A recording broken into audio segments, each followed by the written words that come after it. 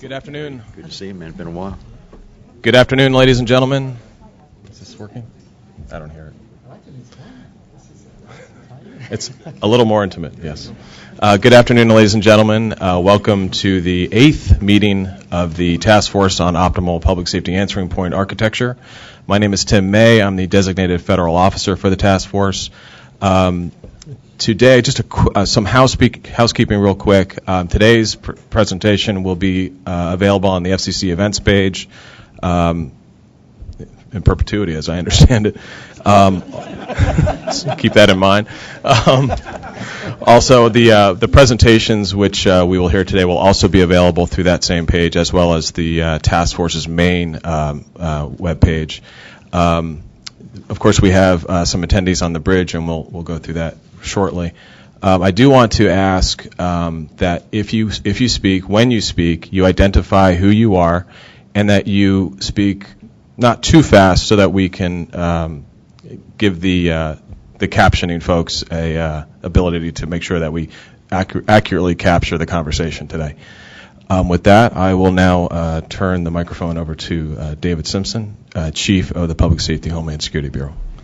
Let me welcome everybody here today, and again, thank you for the very significant effort that this team and the people that support you have contributed towards improving the capabilities of our 911 system across the nation and being anticipatory about the threats to the system as we build in new functionality. You only have to look at just the events over the last week to begin to get a feel for the breadth of what we're talking about here. At the beginning, about a week ago, I, as many of you, were looking at Louisiana and part of the country that had been inundated with floods, and we were dealing with interruptions to 911 as the interruptions to the cell phone service changed how routing was done, constrained significantly by a legacy routing architecture that will be much better when we fully arrive at next generation 911 and can get to location-based routing. Then, over the weekend, we had a terrorist incident in New York City, and not only did the explosions generate calls to 911, very important 911 role, but we saw video become a very important part of that city's rapid appreciation for what the issue meant from a first response standpoint, and then segue into what the role of first responders would be as the manhunt ensued, and the role that both emergency alerting played and 911 in combining to rapidly arresting the suspect and continuing to draw attention to parties in the space. Thank you, Andy. And then went to sleep, and in the morning woke up to two incidents that again remind us how difficult it is to be a police officer today, and how difficult and how much work we have to do to make sure that policing addresses the entire community appropriately as a served community.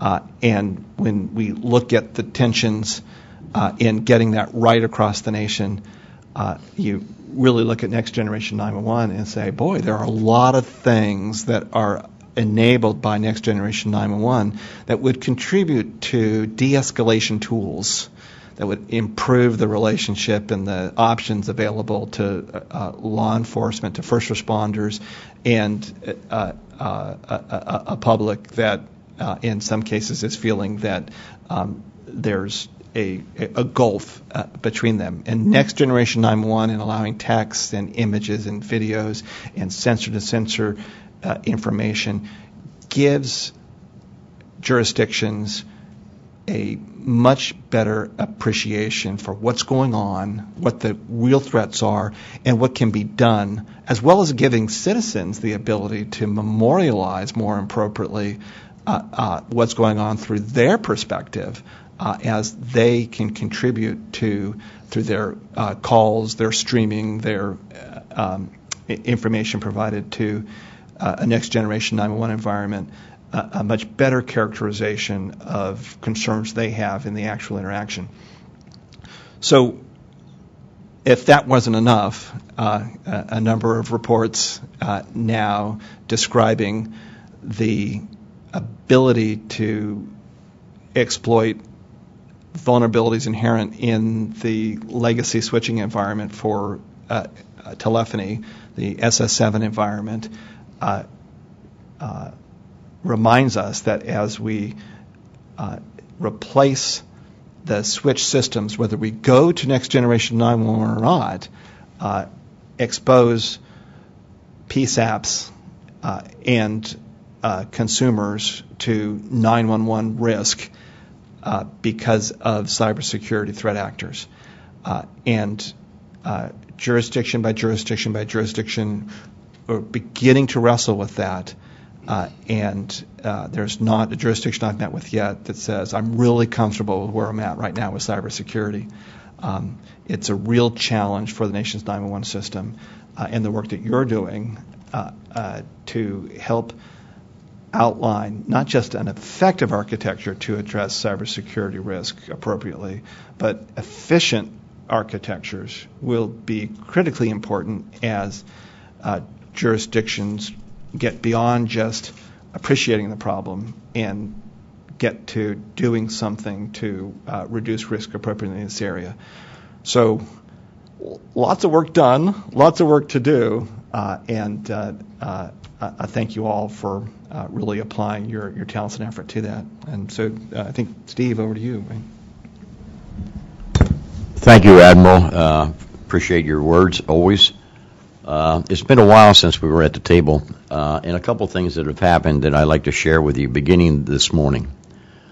You know, progress is measured in small steps, but this morning there was a series of small steps that really equated to a large step, and that is in keeping with our goal at this table, as well as the Commission's, to see Next Generation 911 deployed as quickly as it can be and as efficiently as it can be.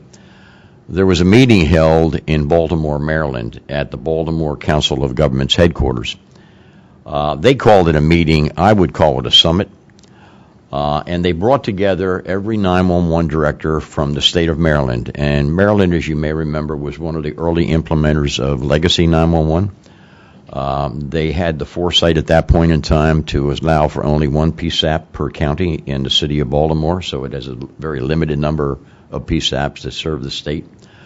And they got together because they wanted to pick up where they had left off with basic 911, where they were a leader, and they want to now be a leader in the next generation of 911.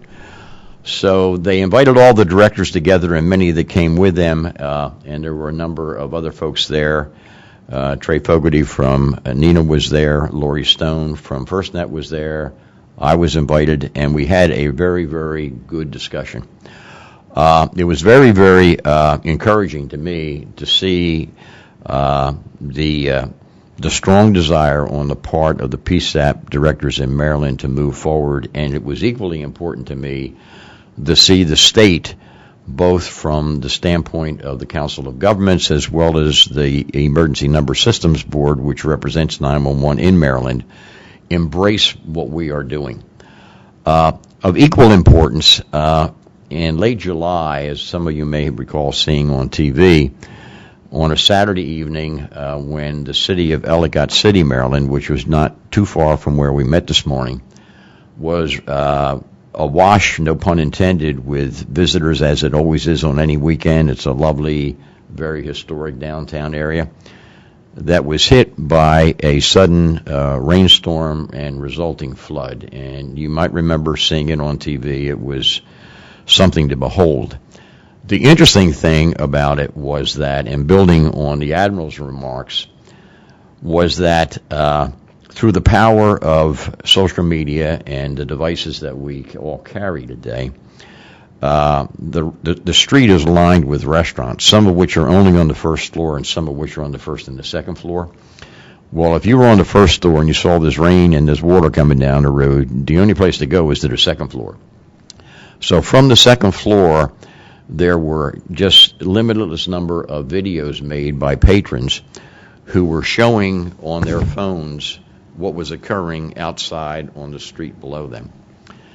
And because they had their audio on as well, what was said over and over and over again was, "Oh my God, call 911," over and over again. And when you look at what was being shown in comparison to what was being requested to be done, it was really unfortunate that at this point in time, that video could not be made known to both the 911 center and in the future to the first responders that were rolling down the street knowing what they were going to encounter. So it's kind of our charge, and we're moving forward. But it's just interesting, in one state that's not too awfully far from where we sit this morning, both there was an event that really highlighted what we're all about, as well as an event this morning that gave me a lot of encouragement that what we're doing here is beginning to gain traction. I don't know what's happening around the country. Maybe you have a better finger on that than I do, but I would hope that that same traction is being gained elsewhere. So again, welcome to D.C., the second day of fall. If you're in town, beware. It is like spring with high school classes here. It's a big weekend. The new museum is opening up. There's a lot of other activity.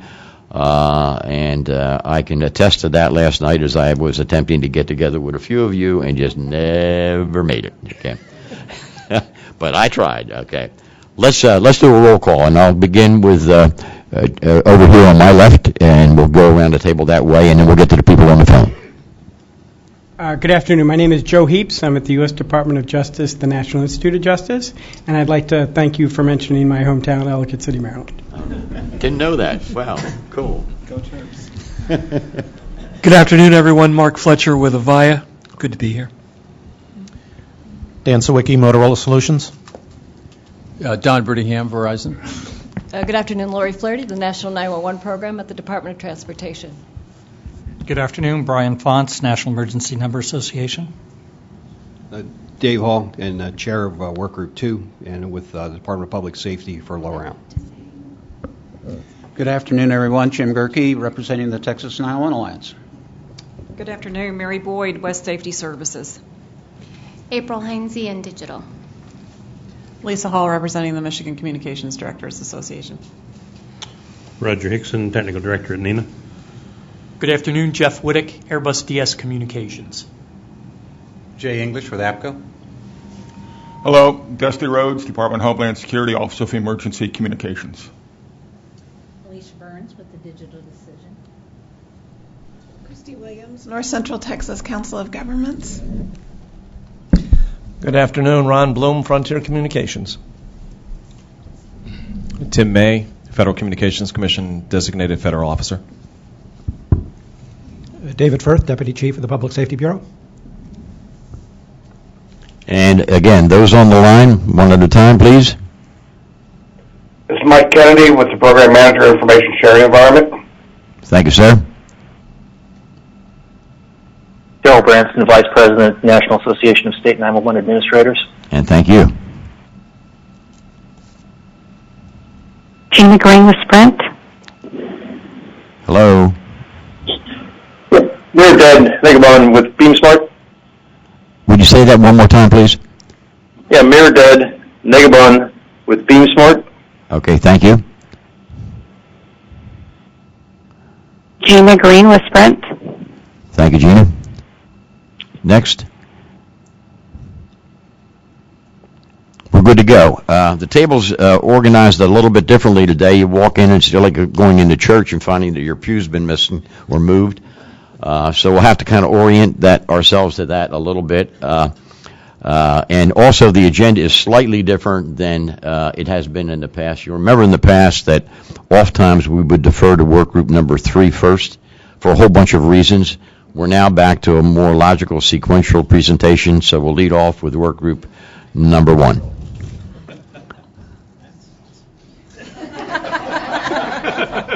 Mr. Jellybean is first. I kind of preferred the old order, Steve. All right. Well, we'll see if the presentation actually shows up. I can't push a button that says start. There we go.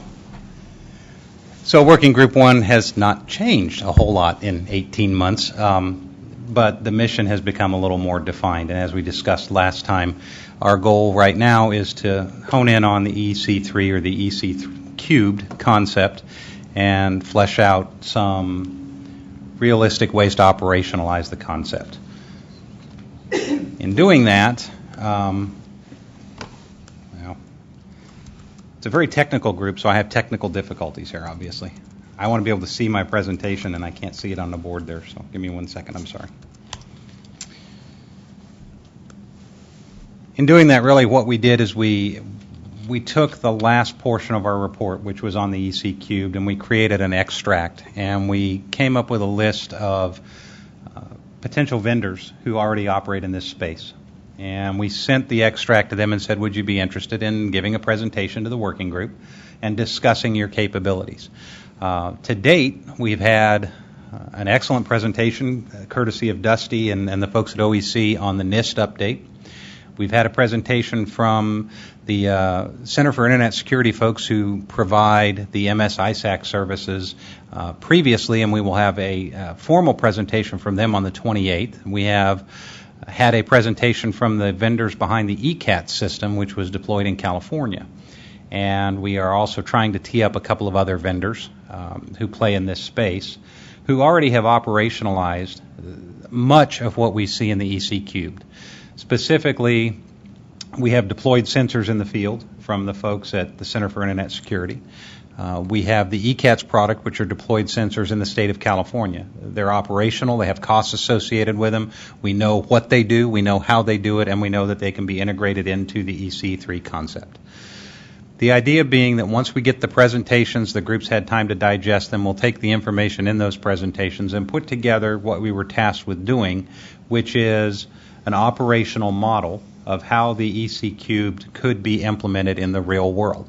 Not one option, but just some real world-based capabilities that have already been brought to bear that we may be able to use. We're also going to get some better pricing out of that. The high-level pricing that we put forth before was just that. It was based on deployed sensors and some preset bandwidth costs and sort of a best guess on the brick and mortar costs and operationalizing the personnel. We're going to try to refine that a little bit more and plug that into the model. On top of that, ICAM, as was identified in the previous iteration of what we did here, becomes very important when we implement the architecture model that is now shown on the screen. And for those who haven't seen it, that's the EC3 concept.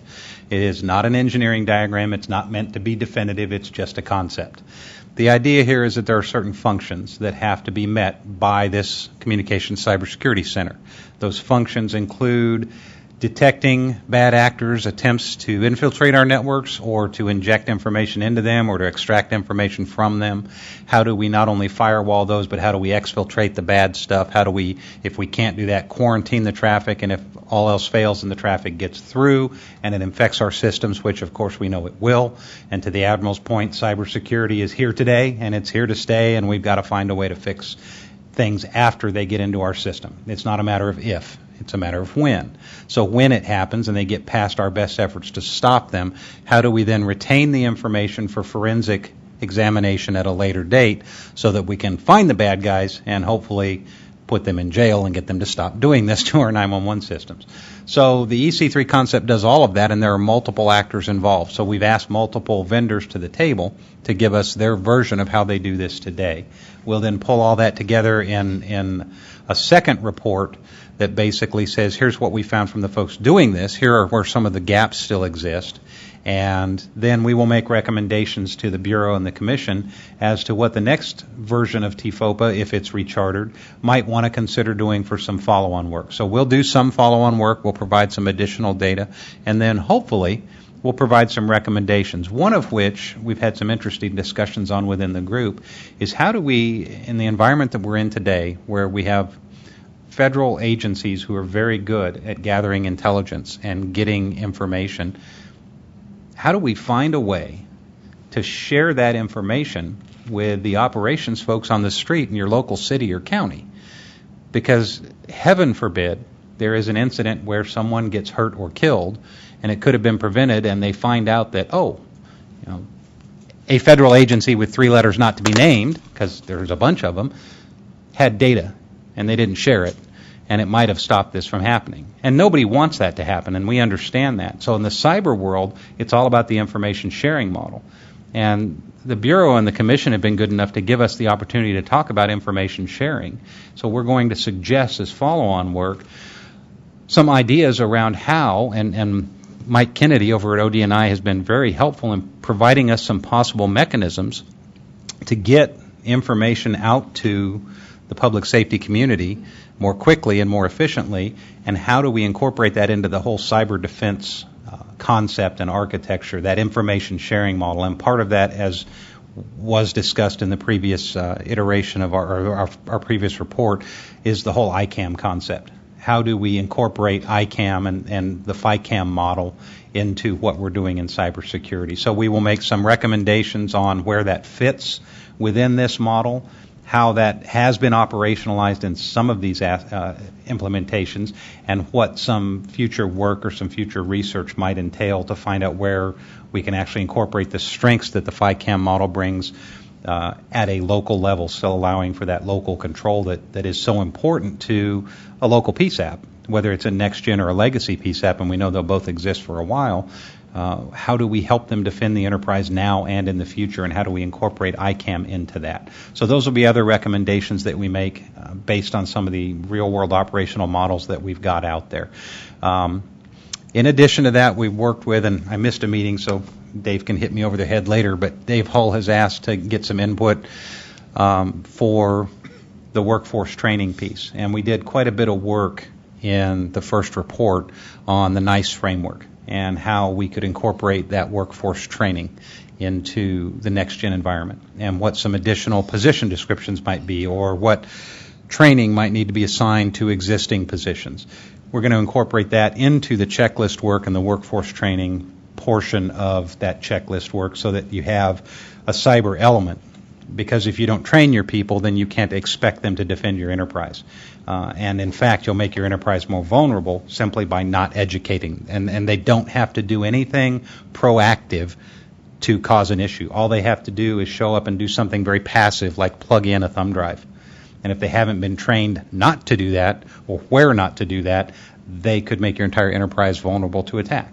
So we have to start at that level at every organization and work all the way up to the senior leadership level. And if we miss that piece, then we've put our enterprise at risk. So we're going to work together to incorporate some of those pieces of information into that checklist portion as well. And really, that's kind of our approach. And so far, we've had, as I said, 3 presentations. We have at least 2 more teed up. I'm going to put Mary Boyd on the spot. We asked West if they want to present, and it's okay with us if they don't, but we just need an answer.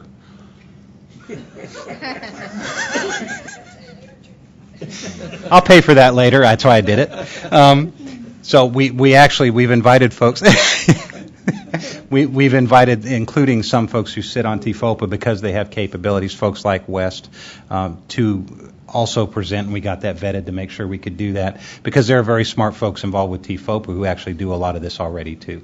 So we think we're going to get you a pretty good picture of existing capabilities, and hopefully give at least some suggestions on how folks have already operationalized parts of this, and then have some recommendations for you for the next iteration of TFOPA.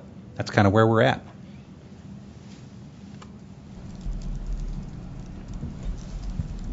Yeah, thanks, Jay, so much. ICAM and FICAM, the identity credentialing and access management, there's an ICAM challenge. As I look at your chart, which is a great one, showing the relationship between the different systems within a PSAP and the cybersecurity capabilities within that same PSAP, that today in most PSAPs, the identity and the credentialing and the access management for terminating equipment, for 911 call taking, for CAD, RMS, MIS, for dispatch, for radio, and field responders, those are all unique stovepiped identity and credentialing systems that don't, between themselves, have any coherence necessarily,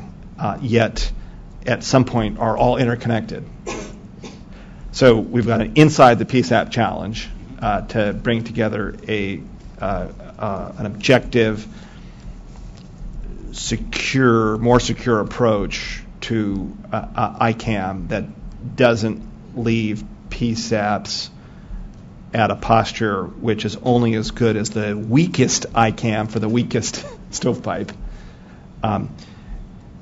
And then knowing that increasingly PSAP to PSAP and PSAP to FirstNet and PSAP to FBI and DHS and law enforcement, that there will be a growing desire, a growing need to exchange information that needs to be authoritative, so that the identity, the credentialing, the access management for a given PSAP then needs to be recognizable by the other agencies and other centers that you want to interoperate with.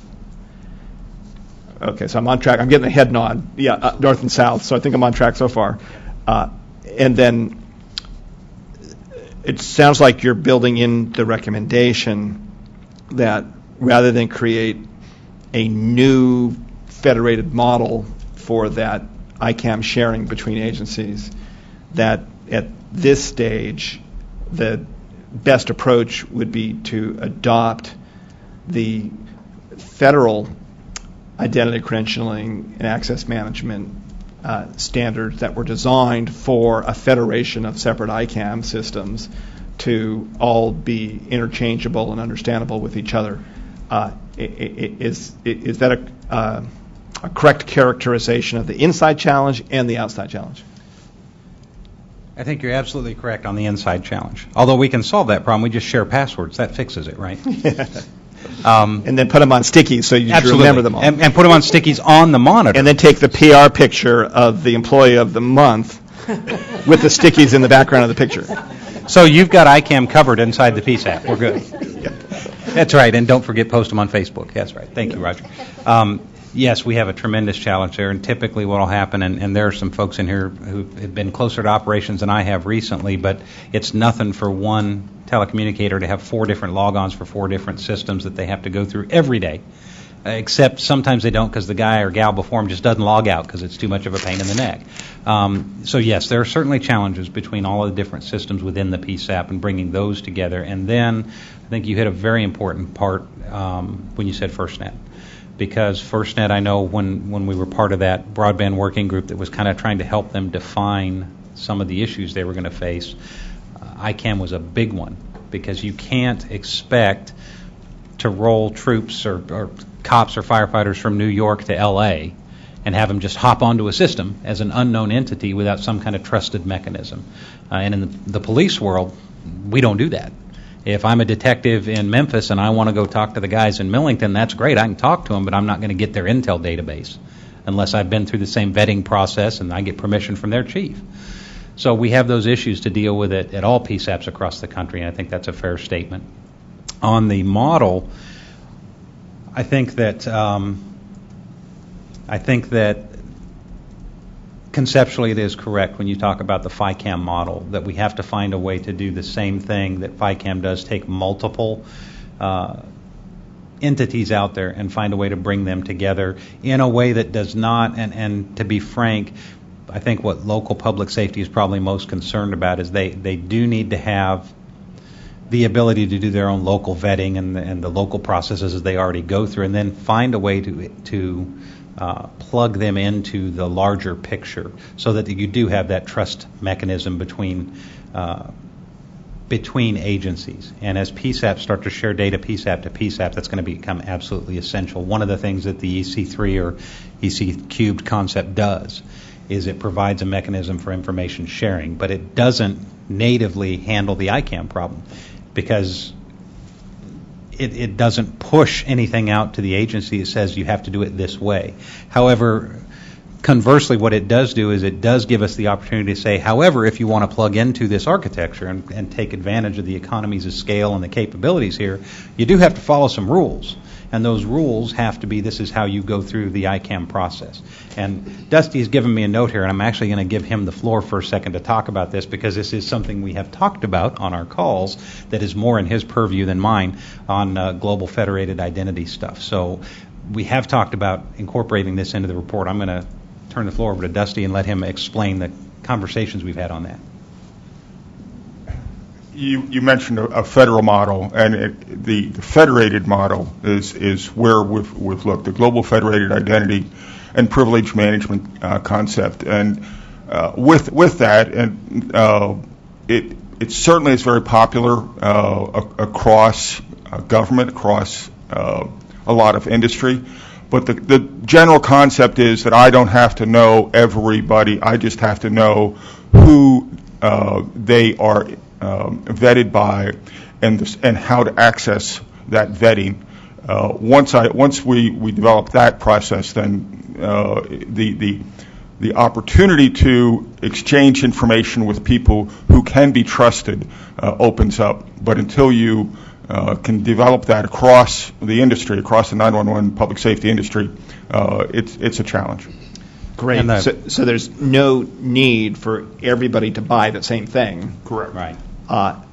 The emphasis here is on identifying one framework for federation so that when we take full advantage of the competition that's out there and the right sizing for every jurisdiction, we have the ability to share enough information from the inside the PSAP ICAM so that those outside the PSAP sharing relationships have good enough trust for the data element or elements that you're wanting to exchange with those entities. Yes, sir.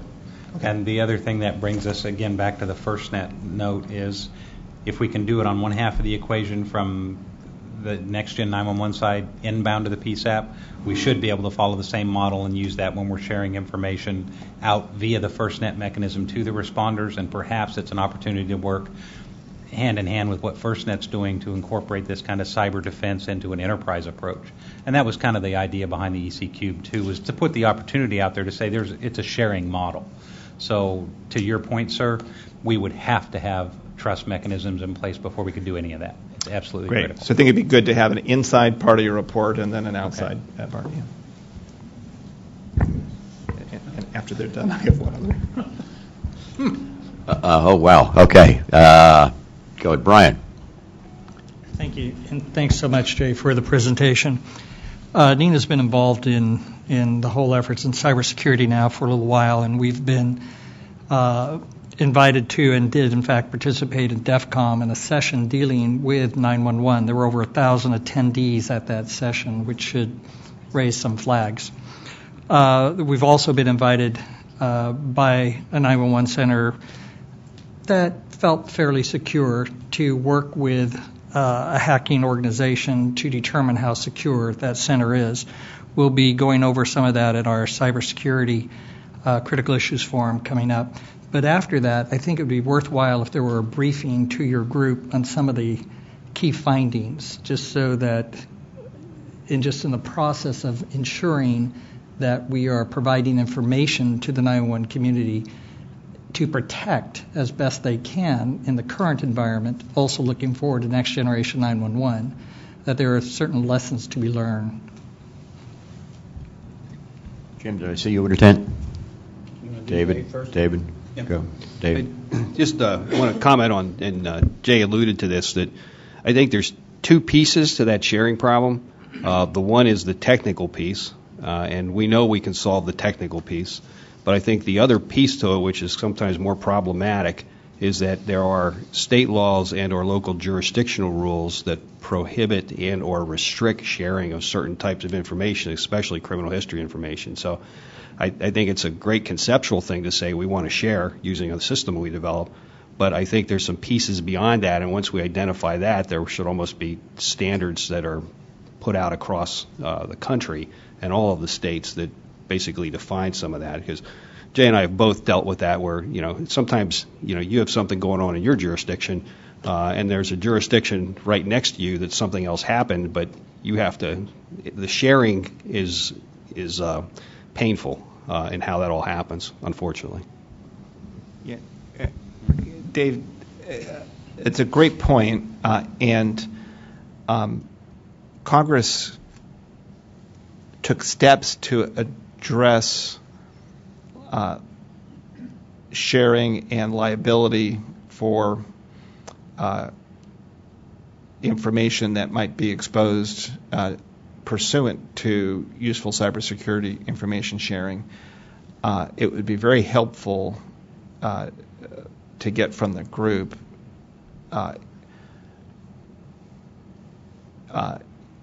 input as to whether or not the CISA legislation effectively covers all of the sharing needs, and it just is a matter now of ensuring that state and local law or rules are can take advantage of CISA, or whether whether there are any additional legal barriers to that sharing. Similarly, we're working on privacy rules that we expect will ensure that obligations for privacy don't get in the way of appropriate information sharing with the goal of reducing cybersecurity risk that in the long run will improve the ability to protect privacy because we became better at cybersecurity.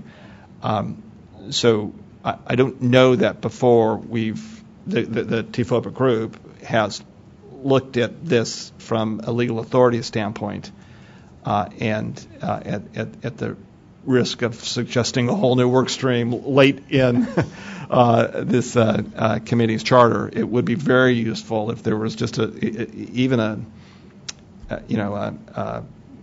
hold one phone call and bring some of the lawyers from the local and state levels into that conversation to discuss that legal fabric around this.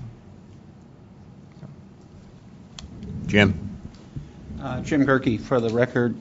Jay, Workgroup 3 would have some interest in your pricing data, not so much in terms of what it's likely to cost, but the nature of the cost. So to the extent that you have some of that articulated already, we could use it. Yeah. We don't have it articulated yet, but we will certainly get it to you. Okay. Absolutely. And it'll be sensitive in that we're not going to attribute a specific cost to a specific vendor because this obviously is going to go to the public. But what we will do is we'll get you the generalized costs that we have once we get it from those vendors, and it'll be things similar to what we had before. What is it? Not only what is a deployed sensor cost, but what's the cost for the bandwidth utilization of that sensor, and then we'll update the cost, the personnel cost. But absolutely, we'll share that with you. Thanks. And Admiral, to your point, although as a retired cop, I would hate to invite a lawyer to a meeting. I said that for David's and Tim's benefit. No, he's not a lawyer. Might as well. We actually have not had that discussion, but we could probably, certainly, I think, hold a meeting to discuss on the privacy side the impact of cyber, simply because we haven't talked about that. We've talked about the technical solution, which is quite frankly the easy part. So I think we have time to get one more meeting in and get some smart attorneys on their phone from jurisdictions who would who would know some of those answers, because we really haven't asked that question yet. We've been trying to tackle the technical side, and quite frankly, the legal limit side may put a crimp in the technical implementation, so we'll take that as a to-do. Yeah. I feel a need to fill in what is potentially a gap here, in that physical security, cybersecurity, and ICAM doesn't just apply to PSAPs. It applies to the Central Core Services process, which do not live at any individual PSAP. So we don't want to forget to apply those issues to the central part of the system that supports 911. And our the concept, the EC3 concept, doesn't exclude that at all. The idea is not to exclude an individual PSAP or an enterprise level approach. It's really defending 911, not an individual PSAP. So to your point, that's why we used the architecture that you were part of helping to develop, and tied it in not to the individual PSAP elements, but more at the ESINet level and the network level than at the individual level. Because you're absolutely right, you can't just defend 6,000 PSAPs 6,000 ways. You have to defend the entire enterprise. Well, and it's a good point. PSAPs intercommunicate through the core services. Yeah. So it's got to be part of the fabric. Yeah, that's absolutely right. And because in my mind, it's core services that anchor an appropriately fashioned ICAM model within a PSAP. I agree. Because that's where you want the authoritative representation of users in the PSAP, your workforce, and the other systems should key off that. So I think your point is spot on, Roger. I did want to bring up one other item with regard to the intrusion detection and prevention systems that you have here across the federal government and now the state governments. DHS operates a program called Einstein. Which is increasingly capable and has some real bona fide wins under its belt with regard to detecting attacks that have occurred, but also preventing through the machine-to-machine distribution of signatures and other things that support a holistic defense environment. The states participate in Einstein in a limited capacity right now through the corollary program called Albert, which goes through the multi-state ISAC up in Albany, New York. We've advocated for Congress to affirmatively, the chairman's advocated for Congress to affirmatively designate PSAPs as a protected entity underneath that Albert or the Einstein program, and we've talked with DHS about it, and DHS suggest they wouldn't be opposed to it, but they do need help at that. It would be useful, I think, in the remaining period of time. It just seems like it's so short a time between now and the final report. To potentially outline a pilot project, something that would take, maybe if Nina's identified a PSAP that's got a pretty mature cyber program, and there aren't that many out there across the country, maybe one hand or two hands? How many hands did you say? Yeah. A couple fingers. But to get machine-to-machine information sharing under the Einstein program with one PSAP, to begin to use that to identify the barriers associated with that and work through those barriers in such a way that would inform the larger discussion, Congress's deliberations as to whether they'd want to affirmatively spell that out in authorizations and or appropriations, and whether or not that comes to pass, inform PSAPs about the advantages from machine-to-machine information sharing and analysis, so that as they work within the states and or within jurisdictions, they've got a better idea of how to set that up. Well, one of the things we had actually talked about, and I'm glad you brought that up, the question was asked to Dusty as the OEC guy on the group.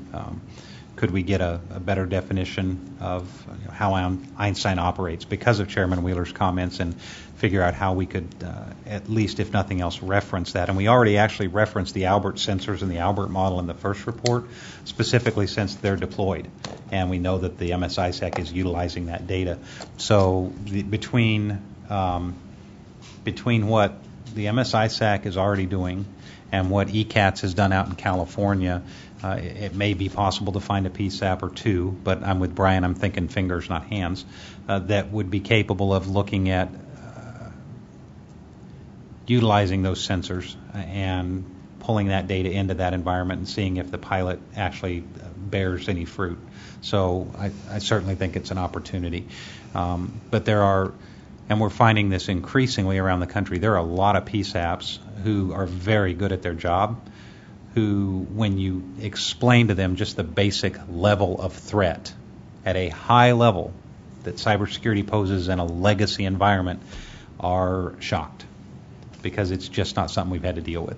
So finding a PSAP that's ready for that may be tough, but finding a PSAP that could learn from it would be easy. So there are I think, a lot of them out there that could benefit from being part of a pilot.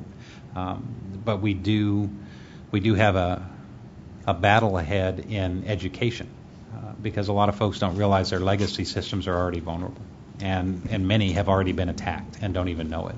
The National Governors Association has asked me to speak in a couple of weeks at their cybersecurity forum in Boston. Our own governor here in Virginia is the chair for NGA of the Cybersecurity Committee. So if there's a desire to follow up on that, I would be happy to take up their recommendation that the NGA identify a state and/or a PSAP within a state to participate in such a program, and I would want Ron Hewitt or Andy Osment to be comfortable with that before I actually offer that. But I firmly believe there would be great value in leaning forward to get that going in at least one PSAP. Roger, I'd like to comment on your remarks of a few moments ago. Interestingly, at this morning's meeting in Maryland, which was made up, as I said earlier, all 911 directors and many of their staff, as between Trey and myself and Lisa's explanation of what this was all about, I think really probably the cybersecurity component of it was the thing that they seized on most immediately because it's the newest thing to them. And perhaps driven by the article that began to appear in the paper a week ago today about the vulnerability of the current legacy system, and then built upon by the news late last night and this morning about the vulnerability of Yahoo. The obvious remark was that how do we make it more secure, and whose job is it to make us more secure? The only answer that I could give to that, I think, very legitimate question was that this group is keenly aware of the issue, the threat, the need to have it be very defendable, and that there was a lot of expertise being devoted to provide information to both them, the PSAPs, and equally as important, to their elected officials that are ultimately going to, as we've often said at this table, give approval or disapproval for moving forward in whatever fashion to implement next gen. And I really think as I look back on all of that, although we at this table, and particularly April and myself, have come to know so much more about cybersecurity than we first sent in these chairs 2 years ago, which I remember she looked across the table at me and her eyebrows went up, and I looked back at her and my eyebrows went up, and this stuff was just way above our head as typical PSAP directors. We're more learned now, but I think that there is still a very, very big delta in the awareness of the typical PSAP director, let alone the elected official that's going to have to approve whatever. So as we begin to look forward to the finalization of this report, it strikes me that this particular component of the report need not in any way be changed from what it is, but it has to have some preliminary information that is going to be a fairly quick read to both the PSAP director and the elected, so that in a page or two, they really become pretty seriously aware of what this is all about and what we have to do. The second half of that conversation this morning centered on what do we need to do to protect ourselves and who do we need to hire that we don't have today. And cybersecurity officer was one term that was kicked about. And how do you even write a PD for a cybersecurity officer? Or how might a cybersecurity officer serve multiple PSAPs? I mean, it was just a lot of kind of intriguing questions that rose out of a discussion that, for many of them, it was kind of a newer component to the whole dimension of next gen. So thank you for what you've done to date. And I think we all agree, both with this iteration as well as maybe the next iteration, there's still a lot of work to be done. But taking this very, very complex component of it and making it as understandable from a lay person or a government official person is just very, very important. That we kind of keep that in mind so that our intended audience really can read it and understand it in less than 10 minutes. Good job. Thank you. Anybody else? Anybody on the bridge?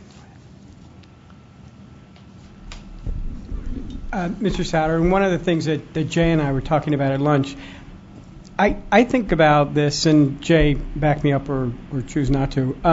I think about this as as what we had in the military, where in a combat information center you have operations specialists and watch officers and electronic warfare officers. And to me, not to militarize this process, but it's the same kind of defensive mechanisms and PDs that have the same kind of defensive protective tasks that our PSAPs are going to be required to either have in-house or have immediate access to regionally or.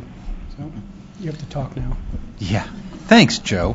Well, I will back you up because Joe's right. There are a lot of existing PDs and a lot of existing functions being done outside of our space that directly translate. So whether it's a certain type of intelligence person or a cyber person in DOD or DHS or at a state level, the function translates. So we have, in the 3 PSAPs that I ran, I never had an individual who directly reported to me that had the function of being a data analyst in a next-gen environment that meant analyzing real-time multimedia data as it came in. A data analyst was able to sit in the back room and go through stuff and kind of use it forensically. In the next-gen world, it's entirely possible that data analyst, whether they're at the PSAP or whether they're at a regional center or whether they're at an EC3, in real time will be viewing and extracting actionable intelligence from multimedia feeds. And not 1 or 2, but 1 or 200 at a time. Car accident's the best example of how you can get 15 calls on one car hitting one thing. Imagine if you get 15 streaming videos with audio embedded, and then take it up a notch to an active shooter where you've got to have somebody or some buddies going through that looking for the actionable pieces of it. So now you have a whole new position in the PSAP, but it's not a new position in DOD. That's been done for years. It's not a new position at DHS. That's being done now. So we have opportunities to take existing functions and roll it into the PSAP world. We just haven't had to before. And to Joe's point, that goes to kind of the cyber portion of the readiness checklist. You may need a new position, and it may not be in the PSAP, but it'll still be a function, just like a functional element in 911 won't reside in the PSAP. It'll be in the core services, but it's got to be there. And these cyber defense people and mechanisms have to be baked into that from day one. And Admiral Simpson, you introduced that concept on day one of this task force. If we don't bake cyber in, we're going to miss it, because you can't lay a foundation and expect cyber to not be part of it and have it hold. So it's critical, I think, that we do exactly what Steve said, spend enough time to get a 10-minute read out there so that people walk away saying, I better pay attention to this.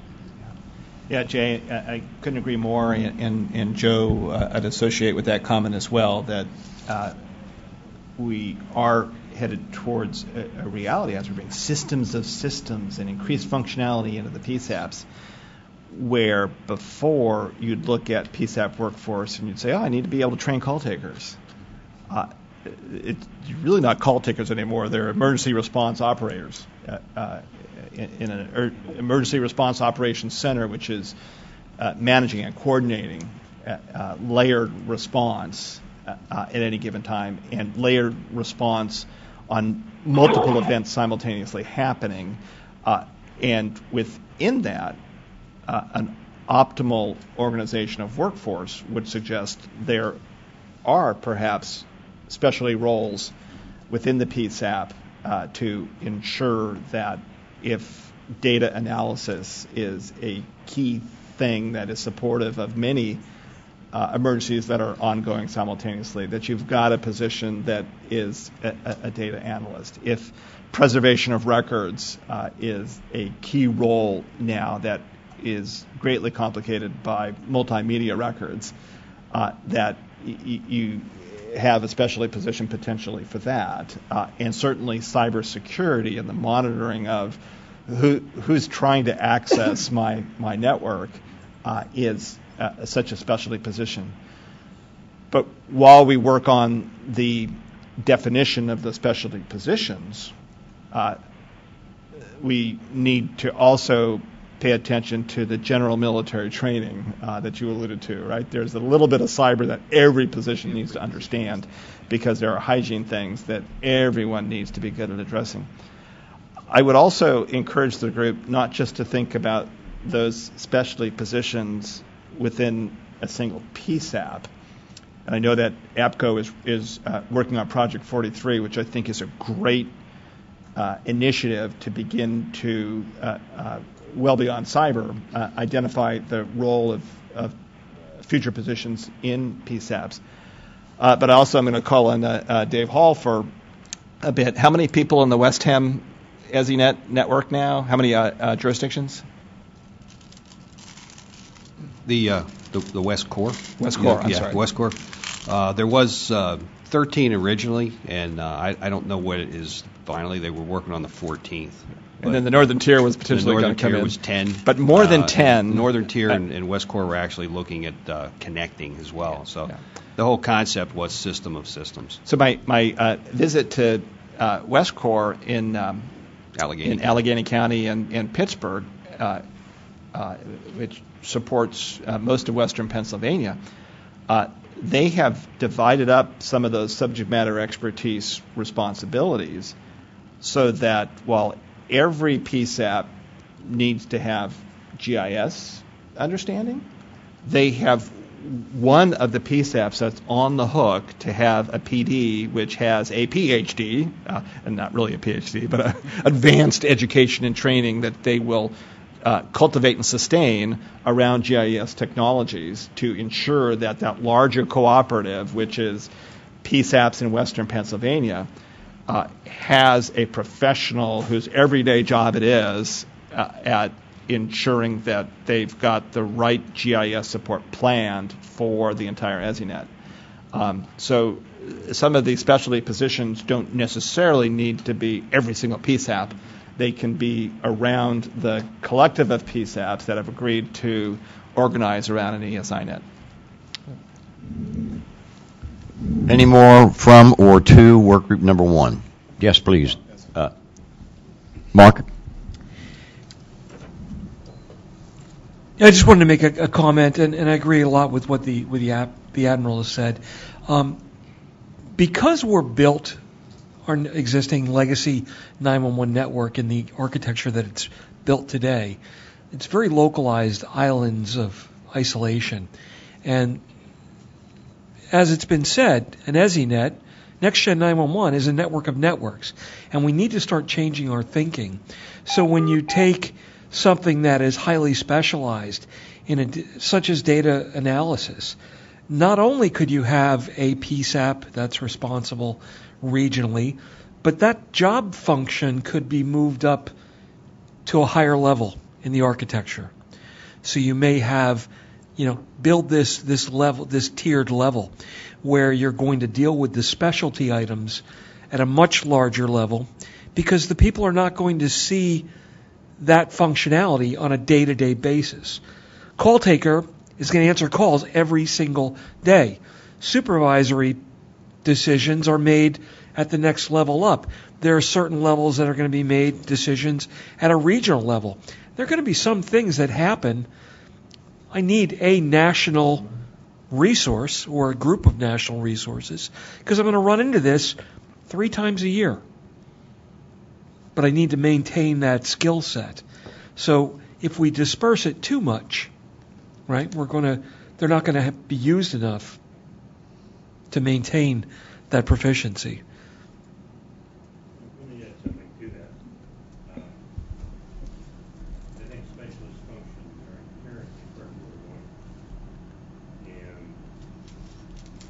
while each one of those functions may physically set at a physical set, functionally it's not that PSAP. It's the bigger picture, specialized functions supporting multiple PSAPs, multiple counties, multiple regions. And to your point, yeah, I've been saying for quite some time that we need to start thinking differently about this. It's not PSAP by PSAP by PSAP. It's 911 service system and all the PSAPs that are involved in it that need those kinds of evolution of functions to support it. So we need to start thinking in that direction. I mean, I think we already are, but we usually don't say it that way, and I think it needs to be moved in that direction as far as describing it. Well, and the hardest part comes right back to where Steve started this line of discussion around is how do you communicate that from a governance standpoint to a political decision maker who already has a budget they've rationalized around a workforce in their county or their township that now you're saying, oh, yeah, didn't you know you got to do the GIS guy for all of Western Pennsylvania. So this really needs a governance aspect to it that I personally think the states are in a better position than the feds to organize that cooperative between jurisdictions. They're much closer to they raise the 911 or establish the 911 fee collection points state by state, and then determine how those are distributed to local jurisdictions. And that's probably the right place to talk about efficient ways to ensure that states have 911 subject matter experts that are a part of ESINet operations, and reconcile that with their distribution of collected 911 fees to local PSAP jurisdictions. Governance structure has been since 2005 at least probably our biggest challenge. Yeah, but in the background. I mean, let's not make it too hard, right? Because the states have the ability to solve this problem today, and we need them to understand this element of it. Cybersecurity is a real threat today in your PSAPs. Yep. You collect 911 fees. You need to work with your PSAPs in your states to determine how to get those collected 911 fees into an appropriate, effective, and efficient 911 cybersecurity construct. We got to keep it clear and tight, or we're going to miss the intended decision-maker audience. Yeah, as somebody said, I think Steve said, it needs to be a short but very concise message that will, if you want to put it this way, dragging the disbelievers kicking and screaming into reality, which is a hard thing to do.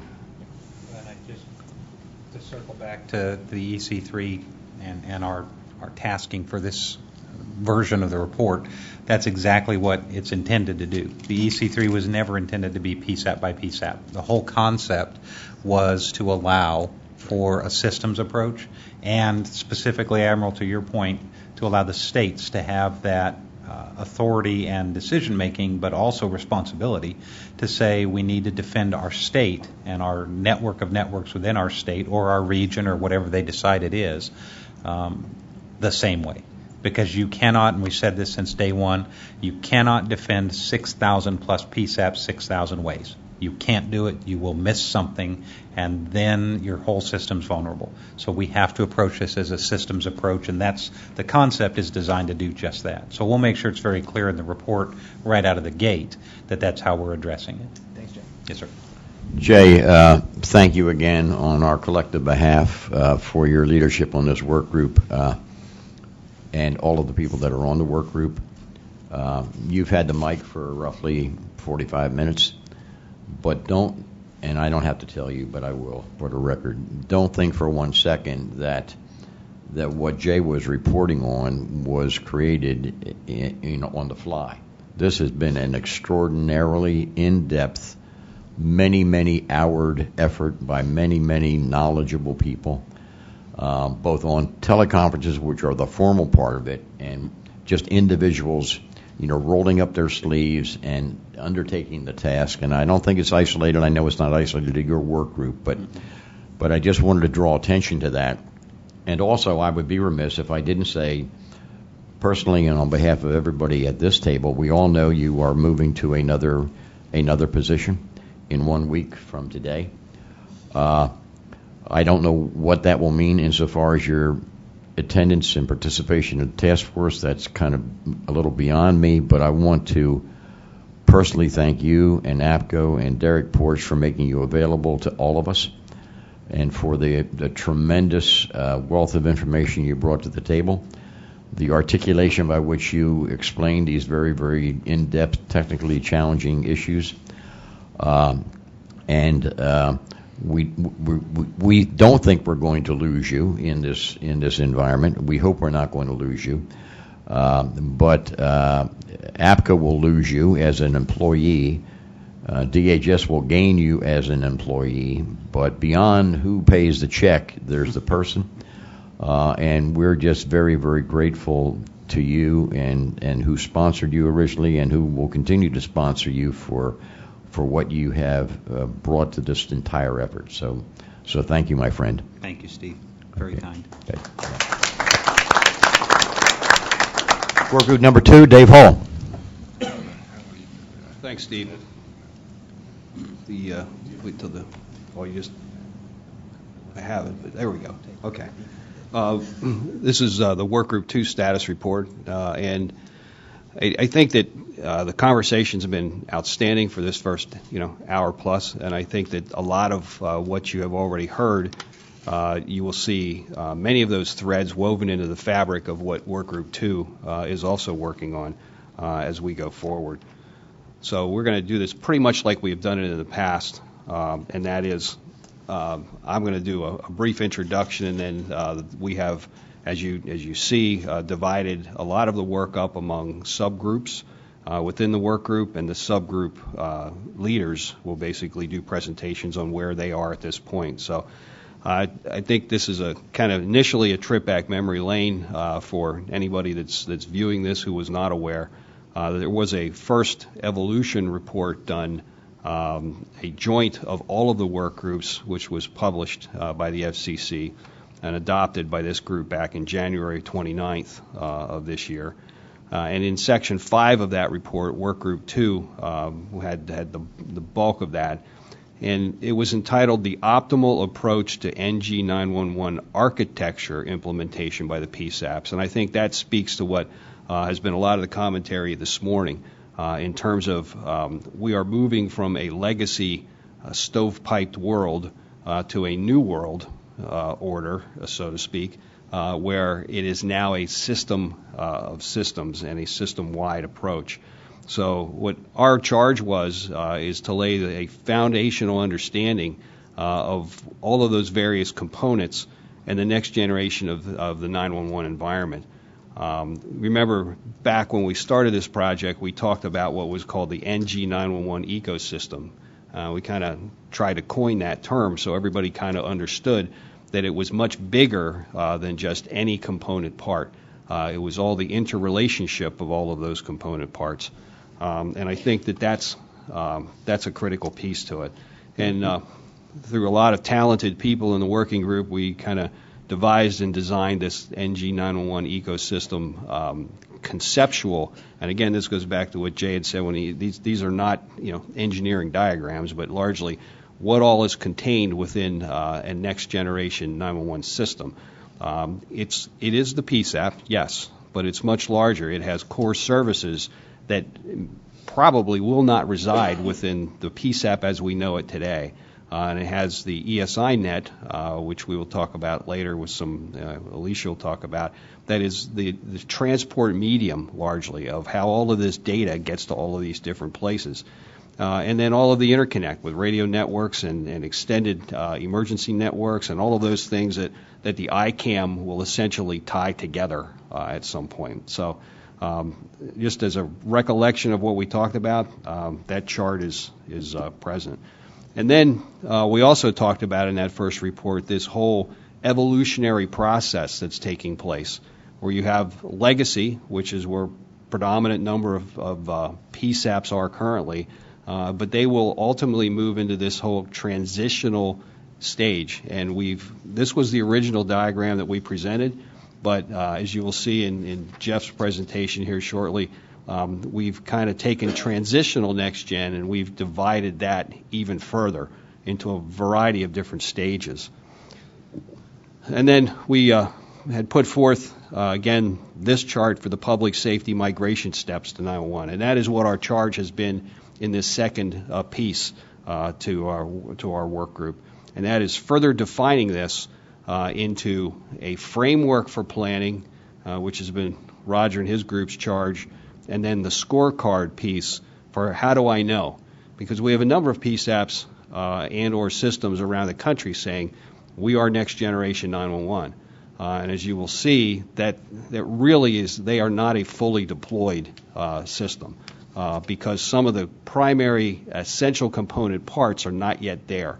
So this is an evolution that continues. It is a dynamic evolution.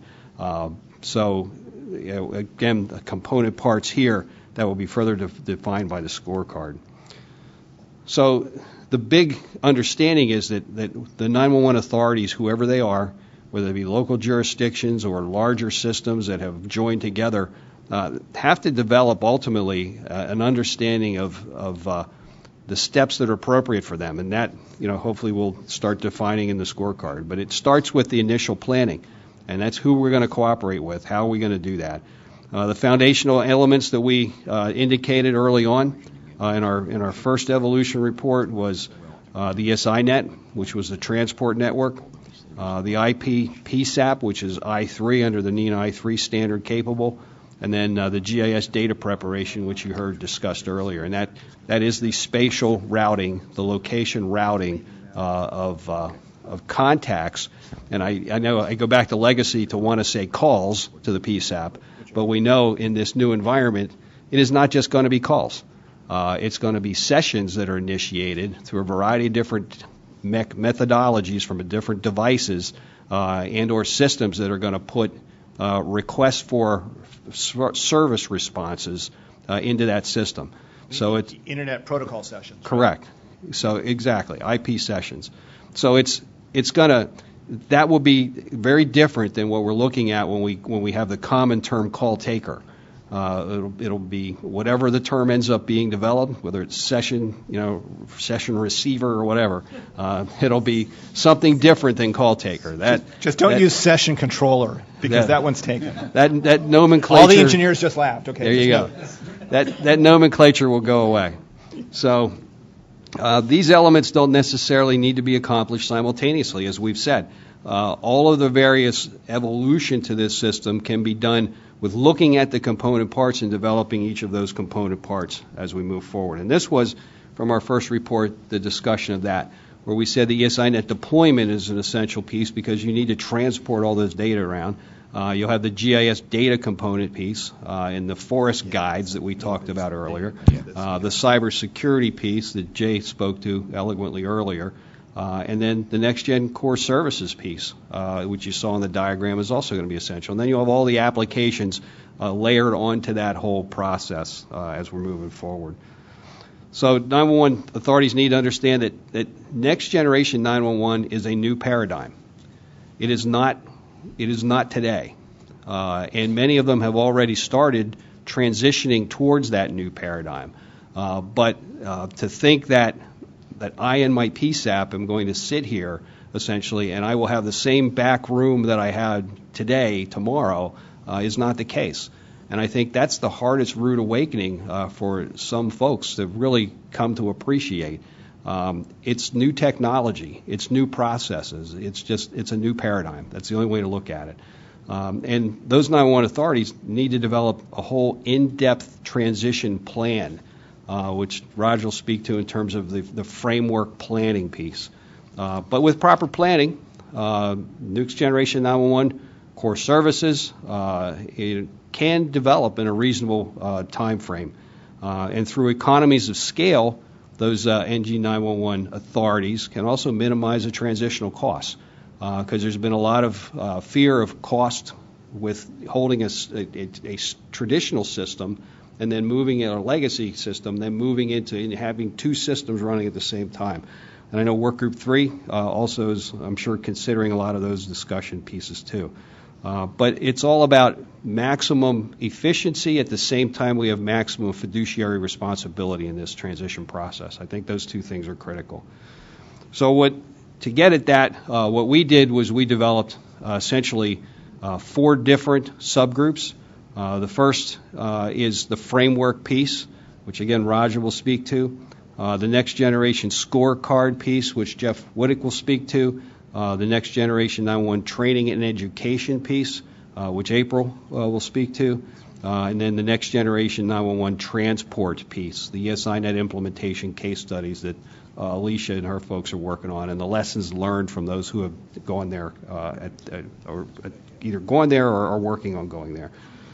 So each group was tasked largely with research, the analysis, the discussions pertaining to those individual subject areas, and then are working on some very nice products currently that are well developed and moving along.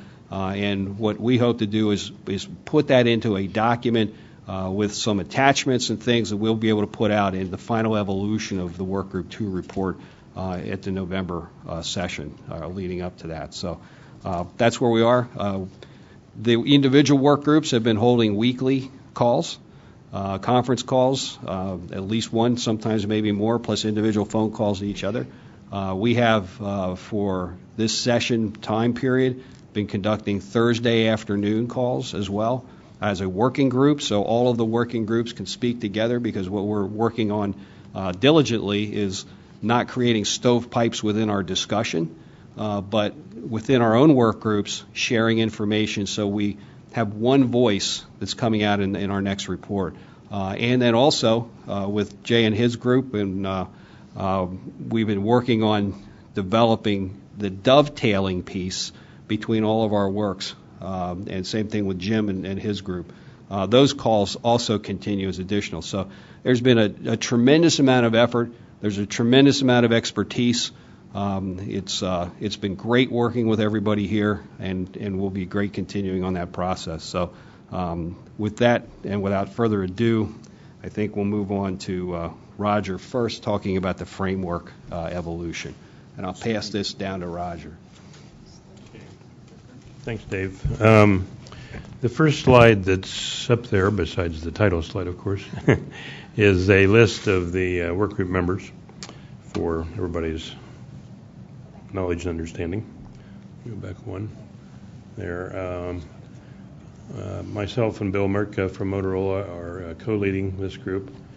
And it's a relatively small group, but it's a pretty knowledgeable group.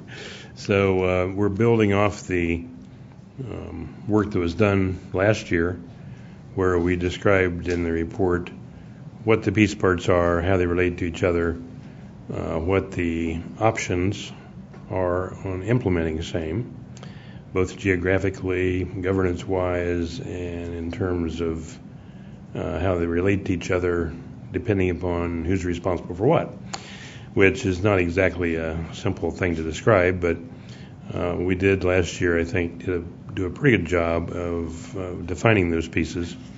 And the stated objective at the end of last year was to expand on that content to support specific Engine 911 planning efforts by 911 authorities. It doesn't say by 911 PSAPs. It says by 911 authorities. And produce a guidance document for 911 authorities planning their transition to Engine 911.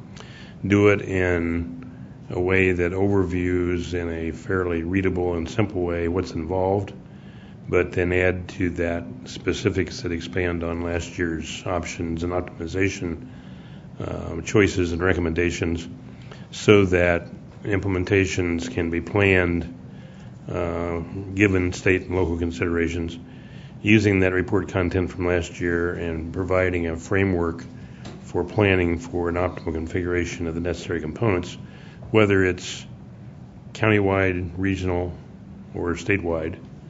And those are the likely places that it should happen. There are a few places around the country that have done it on a PSAP by PSAP basis, which of course is sort of doomed to semi-failure in the long run, because this all needs to be interactive and interdependent and interoperable, as we always say.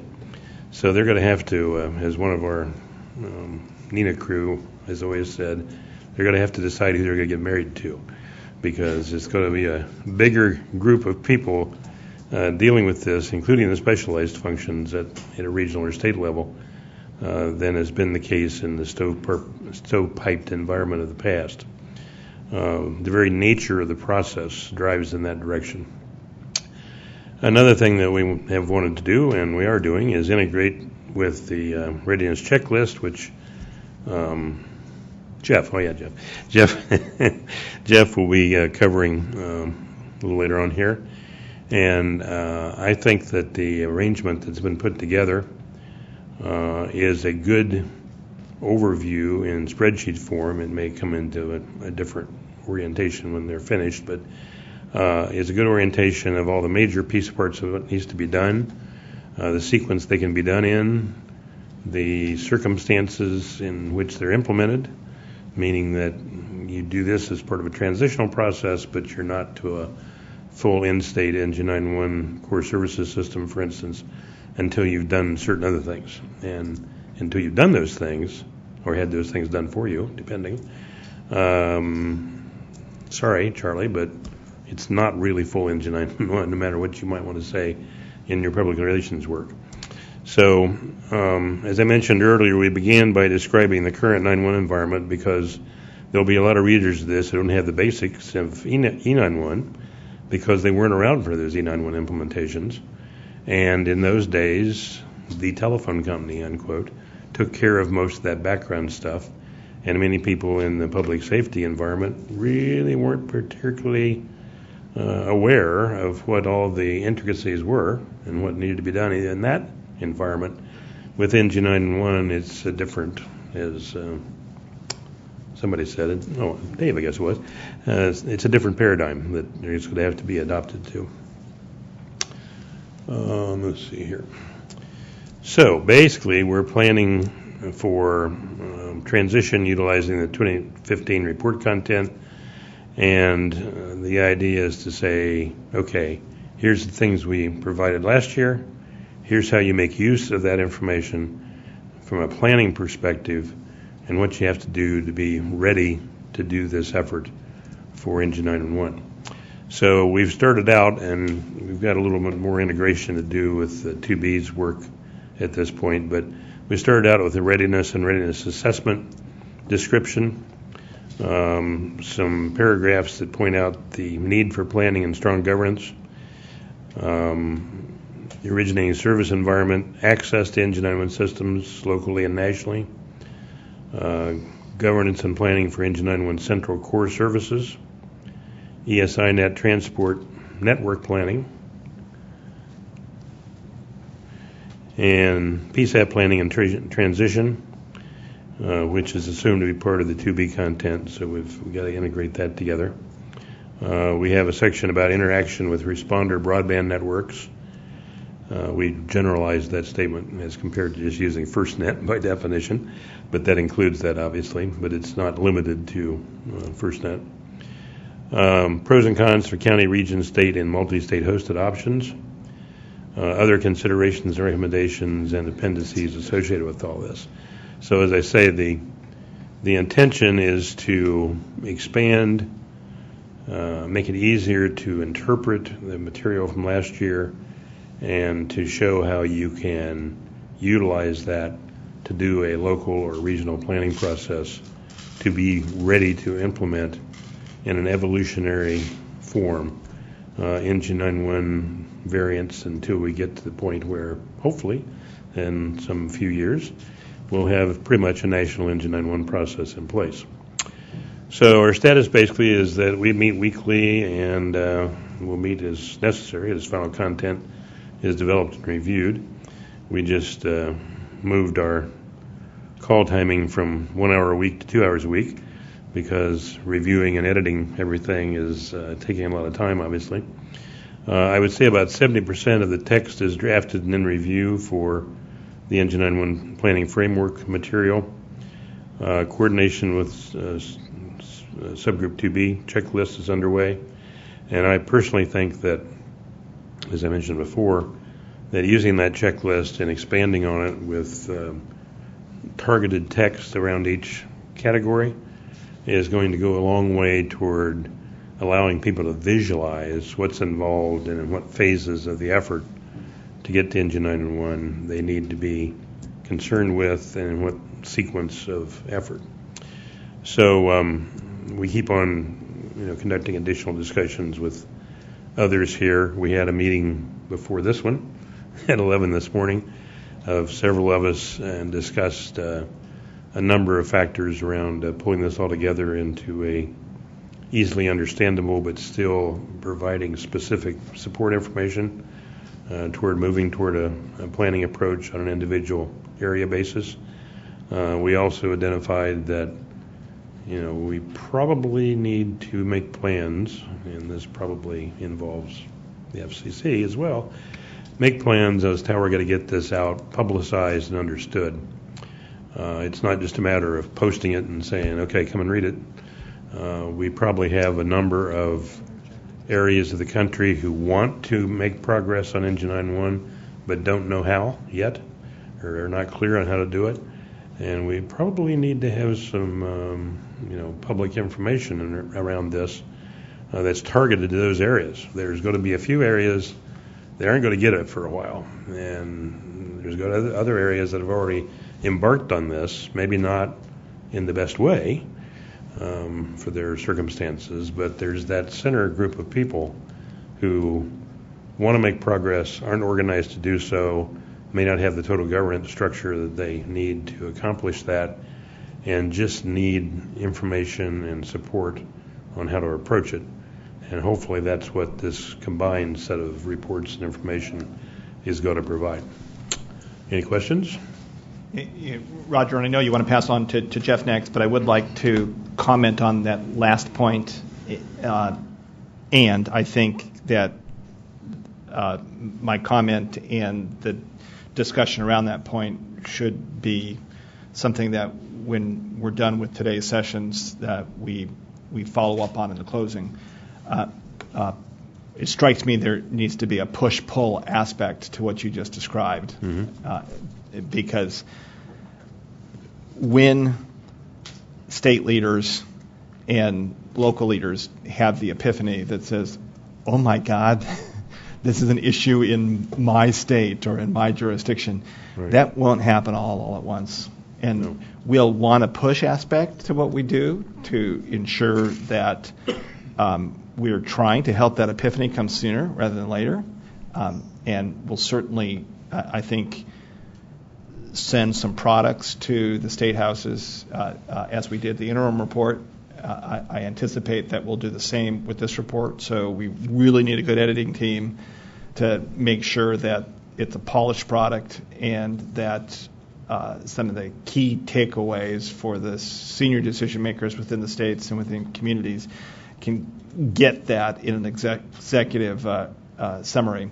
But I also think there needs to be a pull aspect to this, because that epiphany won't happen all at the same time. They won't be ready to wrestle with the issue given the huge variation in planning calendars for each separate jurisdiction.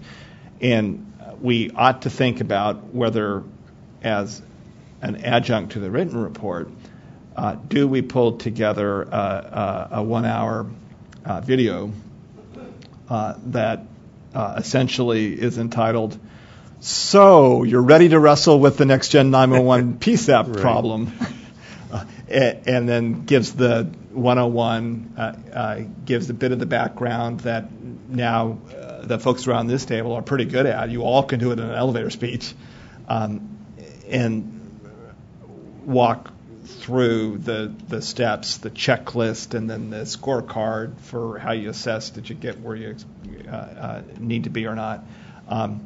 So I would ask that you all think about that, and then maybe when we wrap up, we talk about some of the goals for push-pull. Good point, Admiral. And some of you may have seen somewhat of a similar effort that FirstNet undertook, wherein they put together a video. It's not quite an hour, and it's not quite as in-depth, but in spirit it's the same thing, designed to, in about 15 minutes, educate the masses, if you will, about what FirstNet is all about and where NG911 fits into all of that. Yeah. Yeah, I would add that my home state of Ohio is a perfect case in point. We have a state steering group, if you will. It was formed basically about a year ago. Prior to that, very little was happening, in spite of several of us trying to get it to happen. I'm part of that group currently.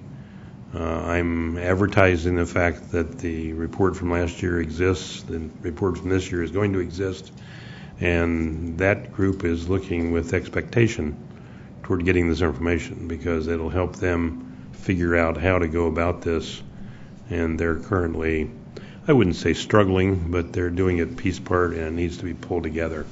And I think just in Ohio itself, this will be a major help to get them moved to where they want to go. What Roger's speaking to in terms of even regional seminars or summits or whatever we want to call them actually was something that we started discussing during the 11 o'clock meeting. So I know we want to mature that concept, but the video is a great idea as an introductory video. But I think hands-on, being able to ask questions and talk to people is critical in that process. And there, as we've said, there are some early adopters and/or those who have an appetite to really jump on this project and move it forward. And I think if it was a targeted approach, that where we go to where those places are, I think it would be great. Yeah. So I'm here push-pull and a bit of a targeted roadshow as well. Right. Yeah. If I could add one comment on the lessons learned, if you close out the video with testimonials from those who've been through it, in all the interviews that we've had on the lessons learned, they all talk about how it's an evolution, how there were bumps in the road, but they all came through it, and it wasn't as bad as anyone thinks, and everything. So it would really add that final punch.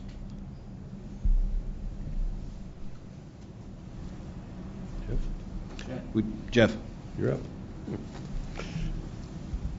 Thank you. Jeff, yeah. Yeah, so you are actually advancing the slides. Am I? We need the slides up on the screen. Oh, okay. Okay, we're good. Thank you Thank you for that. I couldn't see them.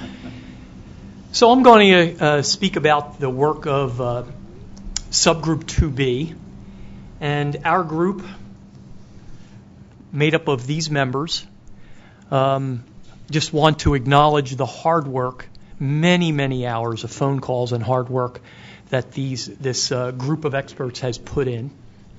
You can read the names.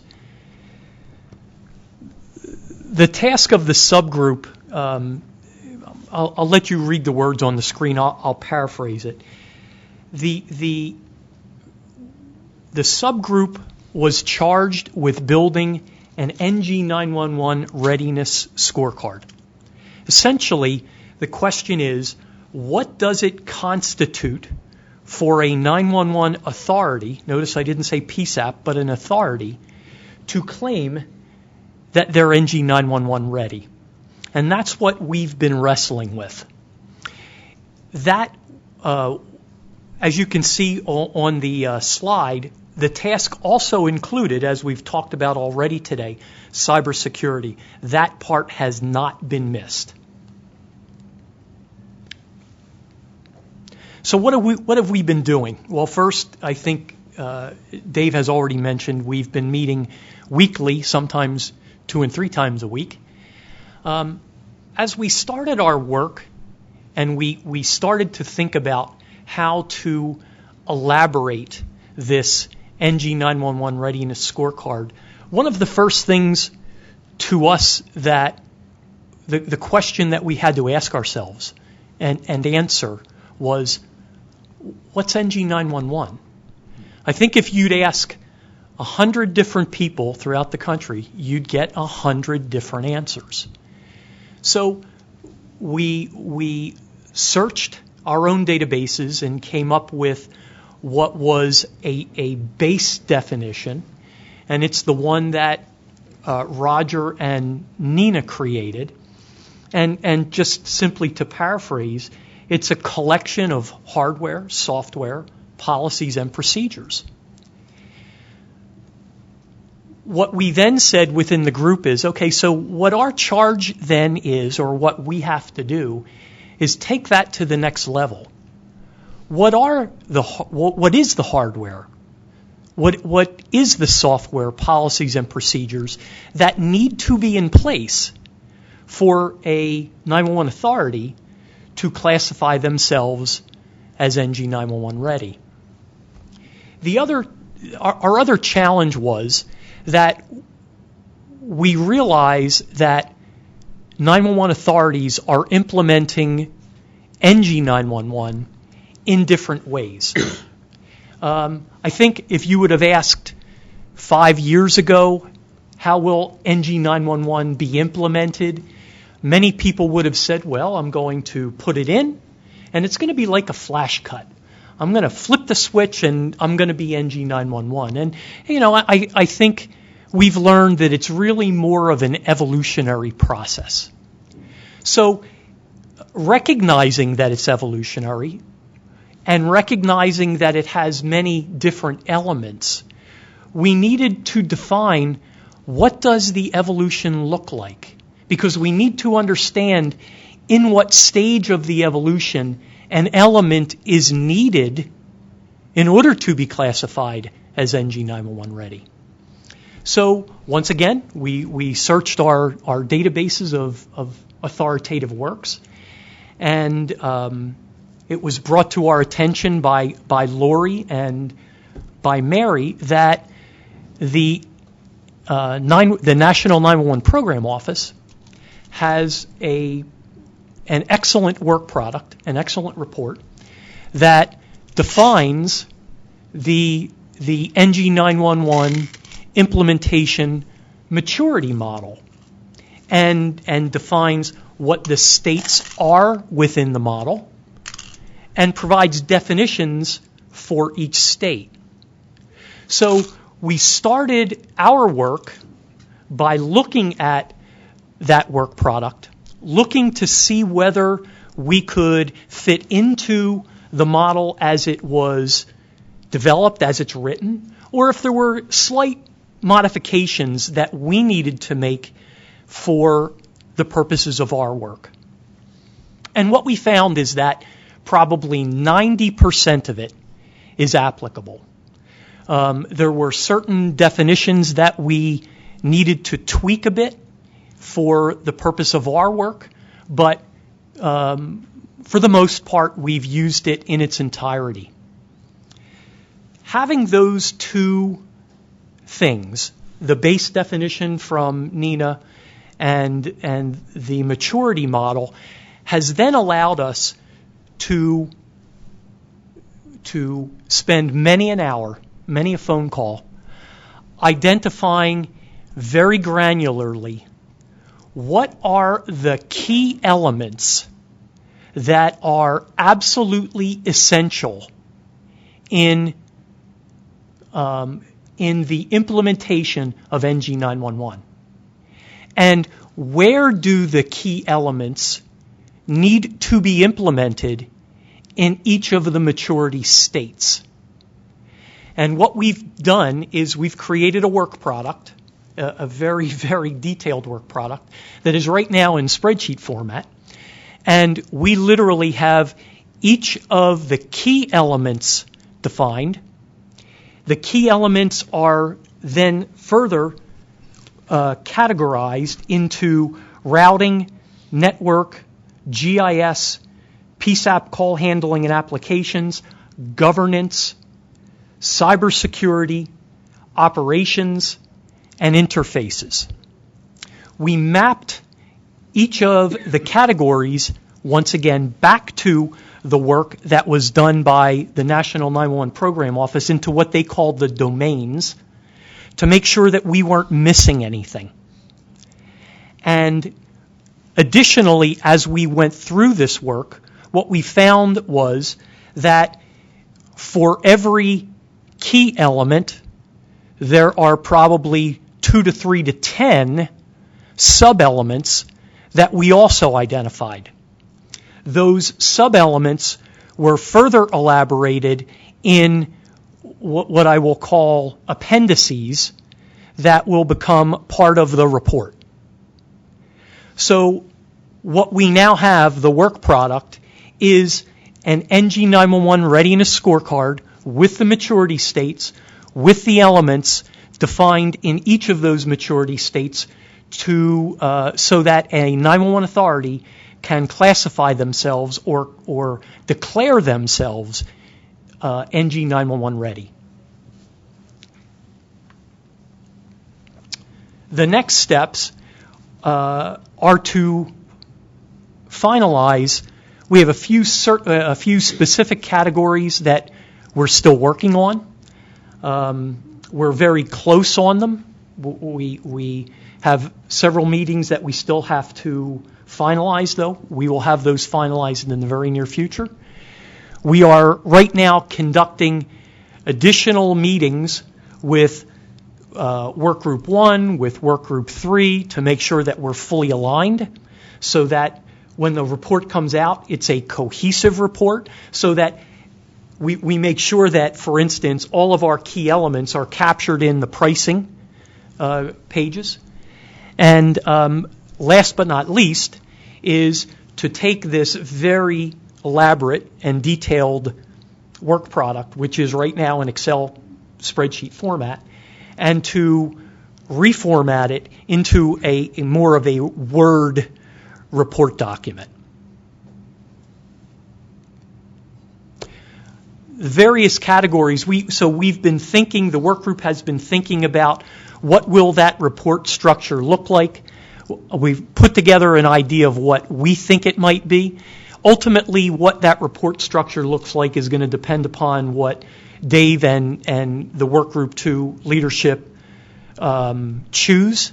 But what we're thinking is that we would have an introduction, we would have some definitions, what's NG 911, what is the maturity model, what is, and I really like the term, we often use the term the evolution. In my own mind, I think what we really now have produced with using the work product from the National 911 Program Office, the states that they've identified, the definitions, and all of the elements, what we've essentially now created is we can call it an NG 911 readiness scorecard, but it is a very detailed identification of an NG 911 implementation maturity continuum, because it really does become a continuum. And so I think that's a term you're probably going to see in the final report. In addition to the scorecard itself, we've also produced essentially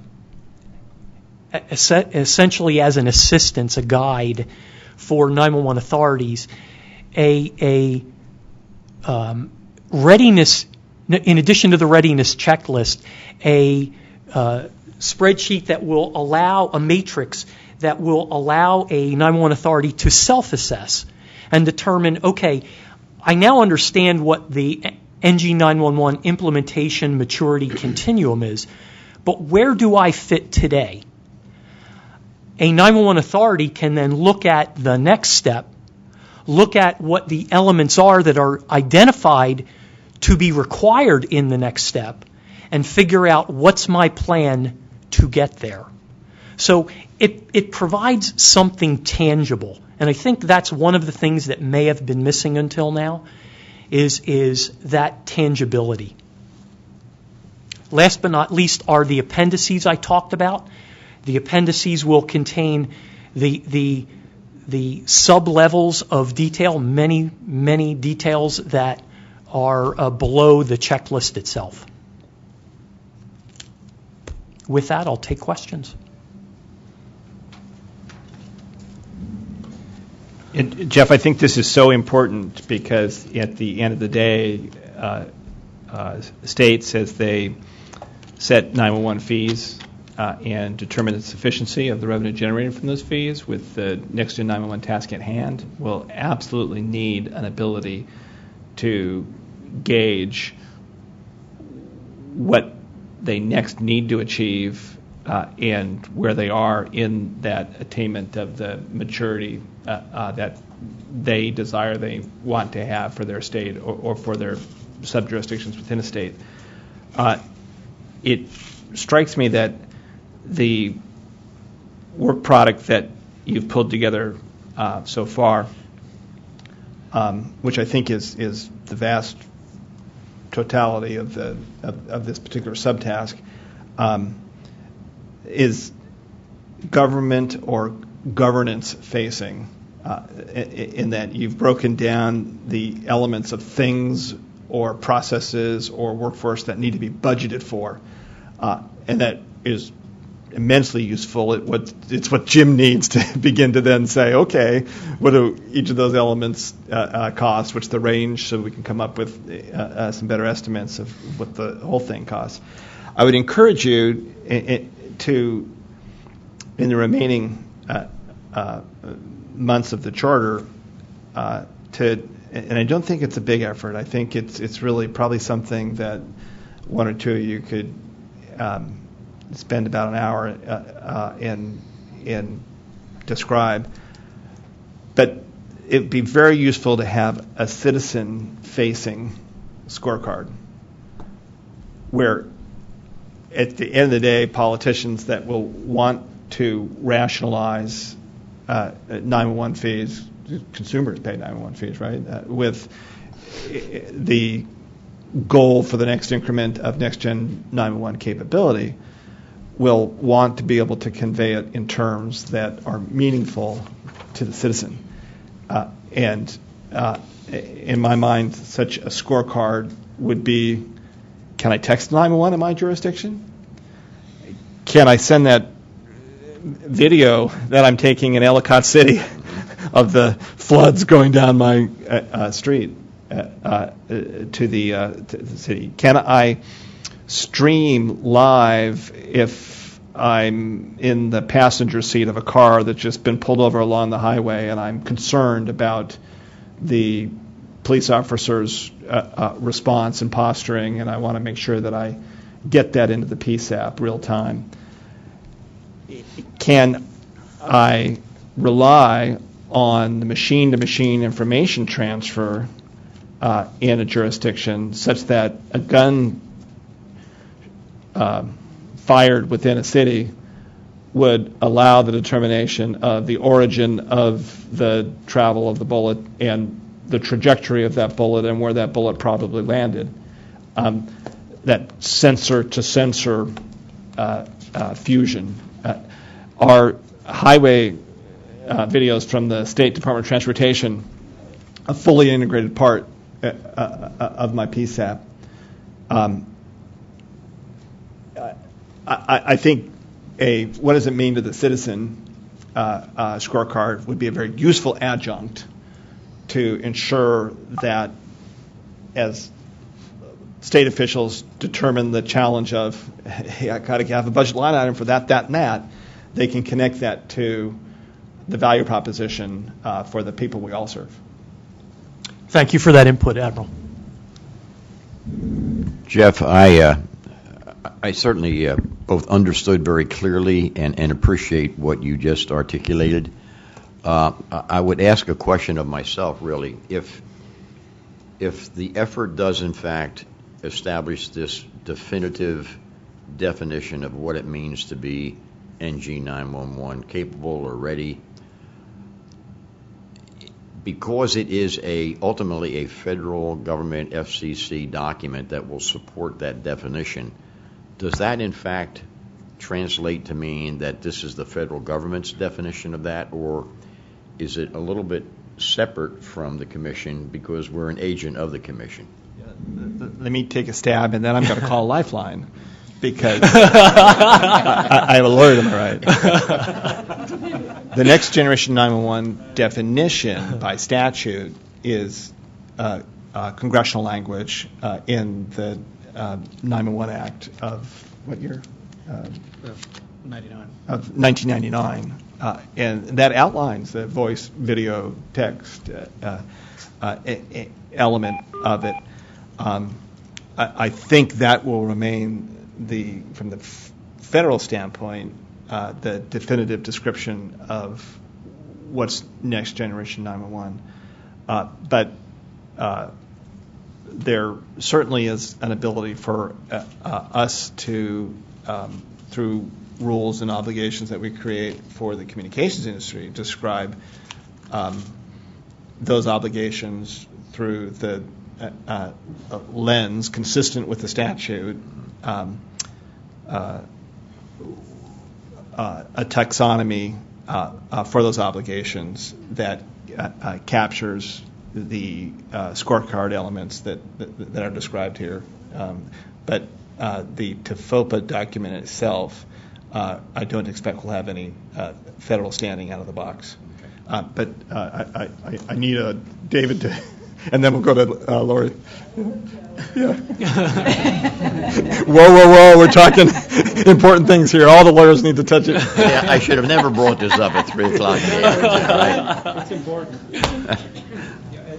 Just to underscore what the Admiral said, the definition that comes out of the report and that's recommended by TFOPA does not, as a recommendation, become a binding federal rule, but I think it will have a great deal of force and weight in the 911 community for us and for others, because it is helping to bring through really the authority of the expertise of this body and the thinking that's gone into this. I think a definition that there will be a lot of incentive for the Commission and for others to adopt and incorporate into their policy decisions.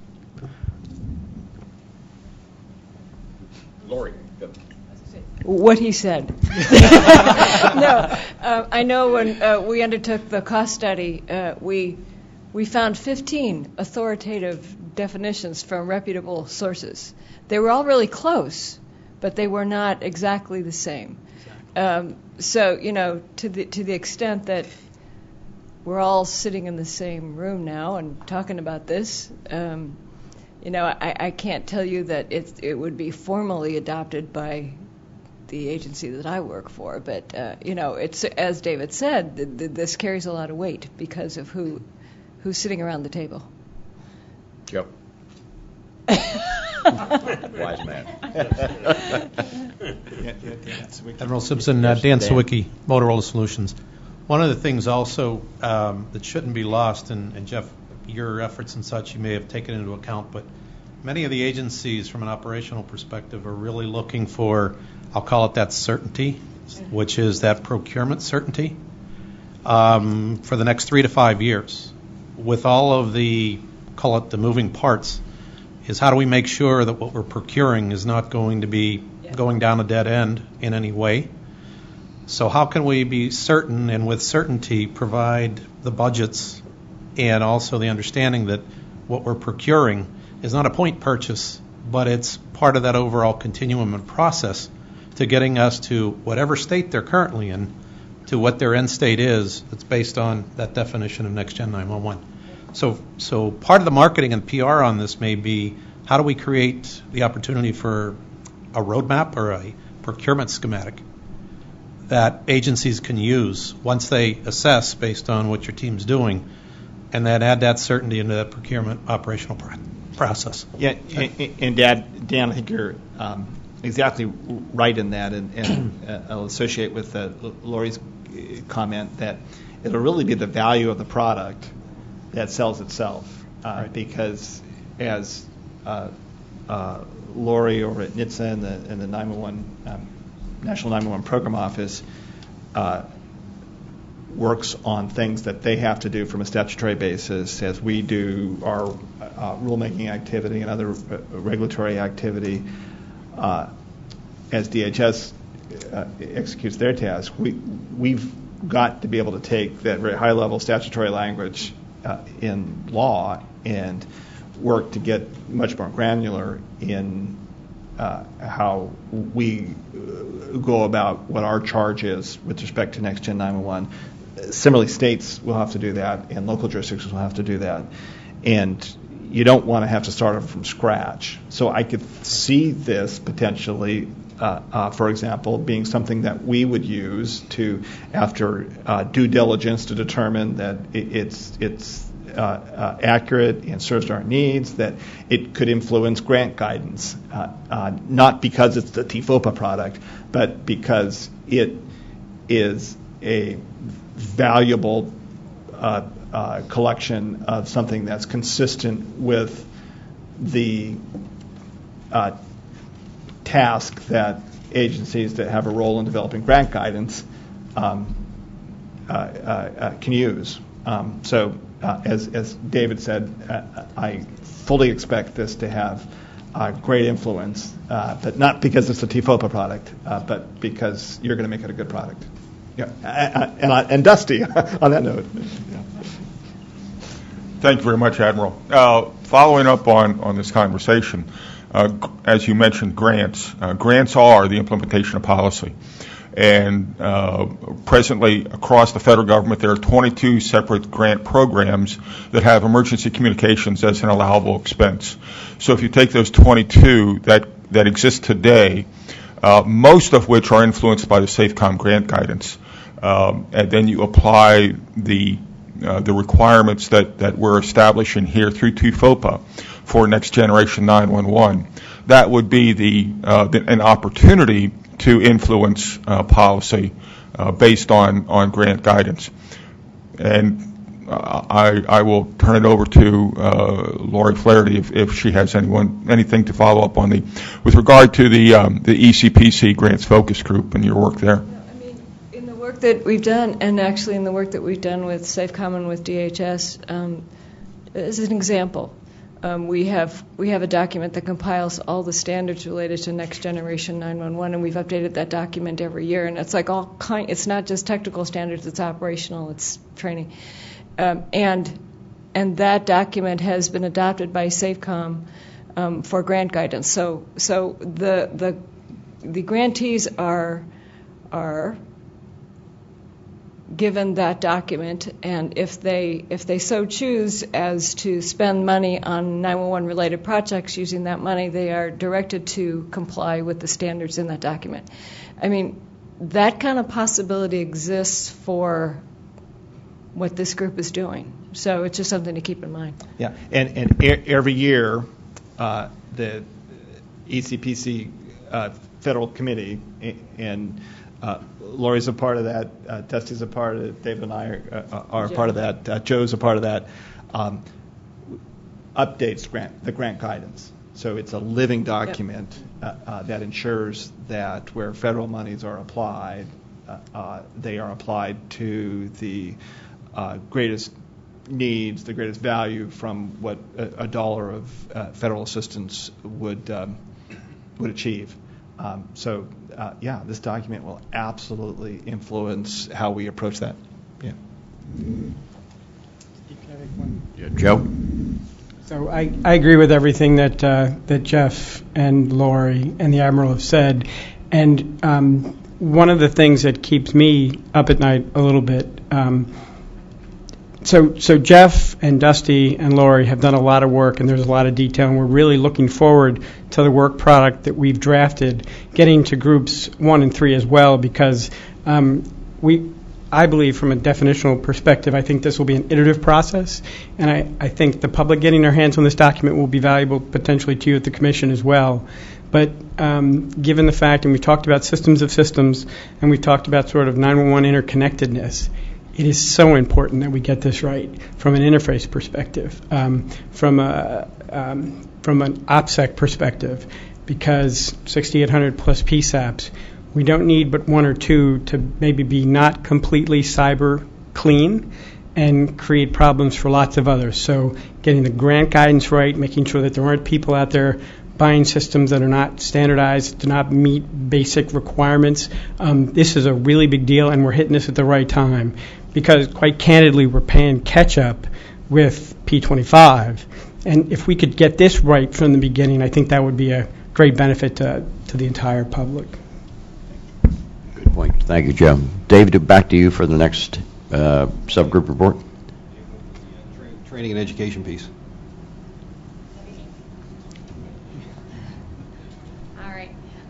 Basically, the work group members are up there on the screen, but one of the things that Mary and I would like to give a big shout out to is one of our work group members in particular, Patty West, has done an outstanding job of staying extremely engaged in this process. We, as Mary has said, we are small but mighty. I think we're the smallest working group right now. So along the way, we have been, I'm going too fast, our task given to us by the second iteration here has been to study the workforce challenges and then which specifically include potential staffing impacts and requirements, identifying operational guidelines. One of the things I kind of need to point out here is identifying the operational guidelines but not creating them. That would have been much more than this small group could get done in the short period of time that we have. So we're identifying them but not creating them. And then we added determining cybersecurity training and education into our tasks as well, because as we have heard so eloquently here today, that is very, very important. The next, as far as our staffing impacts, some of the staffing impacts that we have definitely studied are the technical pieces in particular. The technical impacts are vast when it comes to PSAPs. PSAPs don't, on the norm, most of our PSAPs are not going to have their own IT departments. A lot of us are smaller entities with an IT department that comes maybe out of the county or the city or something like that. So we're sharing our IT and investigating and identifying the staffing impacts. As we've talked about cybersecurity, we're likely going to have cybersecurity experts that are taking care of us. The folks that are our IT are going to need to be doing more things like processing alarms, more involved in the GIS, MSAG and GIS routing, recording, etc. So those are all things that have been discussed and are being placed into the document. Operational considerations that we're talking about are project management. Whether it is project management at the PSAP level, where the PSAP has identified a project manager in-house, or they are actually using a consulting firm for that project management. That piece has been discussed and identified. Updating PSAP 911 plans and or strategic plans. Some folks don't know what PSAP 911 plans are. A lot of states require their PSAPs to have 911 plans in place. Some don't. So identifying the needs and the changes in those plans.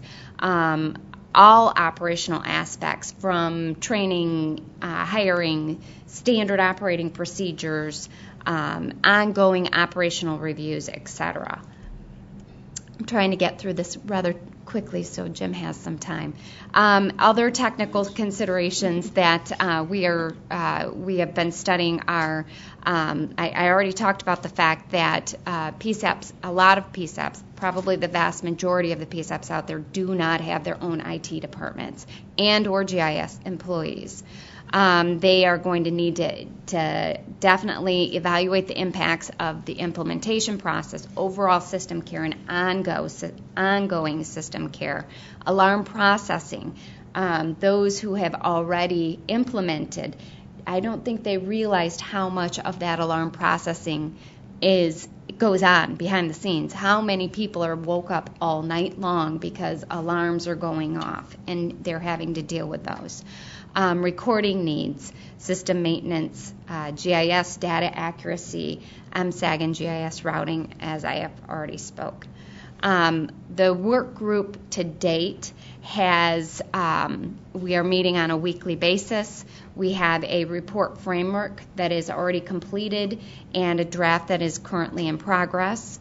Our next steps will be working with work group 2B to incorporate necessary checklist items into that training and educational piece, as well as working with work group 1 to identify the cybersecurity training and educational needs. So I tried to get through that as quickly as possible, so I will entertain any questions. Jay, all roads are leading back to you. You just kind of got the theme, right? We're just waiting on you. Oh, that goes to Alicia. Oh, sorry. I think Alicia's got it. Alicia, sorry. Yeah, it's that payback, Jay. April? Yes. It sounds like you're working both on the training and education requirements for the existing task force, for the existing workforce, but also identifying where the existing workforce work roles don't cover a new requirement motivated by Next Generation 911. You're also identifying new positions or new knowledge, skills, abilities that need to be covered that aren't currently being covered. Correct. Okay, thank you. Before we go to Alicia, if I could just build on that for a moment, going back to this morning's meeting. One of the almost universal questions that arose from the group, now keep in mind these are all PSAP directors from 24 entities in Maryland, was what is the impact of this going to mean to me and my call takers and my dispatcher cadre? Very, very legitimate question. I've asked that question of myself, and I answered their question as best I could, and that is, I don't know. I think we have to begin to do it before we really understand what the impact will be. And I'm not only talking about the skill set impact, but the workload impact. How much more time will it take to process a call, given the fact that we already have various standards out there that hold us very accountable to doing certain things in very short time frames. And if you now inject all of the capability that Next Gen 911 is going to do, you just can't get it all done in the time that is allocated right now. So until we really begin to do it, I don't think we really know that particular facet of the broader question. Yeah. There's a saying that we would use in the military in current operations centers that are having to deal with you really would like to get a little bit more information to be more confident in what it is you're going to do in response, that analysis paralysis occurs. And you always feel like I can make a little bit better decision if I just wait a little longer. In emergency response, you just can't afford to always wait a little bit longer. And I think that I could see that would absolutely be a concern of any PSAP director out there right now, which is whoa, you're going to add all these additional new sensor inputs to include citizen-provided videos and images and ShotSpotter, and is that just going to delay a dispatch, or can that improve the dispatch without any delay, or can it actually accelerate the dispatch because I, in some cases, am more rapidly and more confidently arriving at what it is I'm going to pass on to dispatch? That, I think, needs to be considered as we look at this particular part of the task.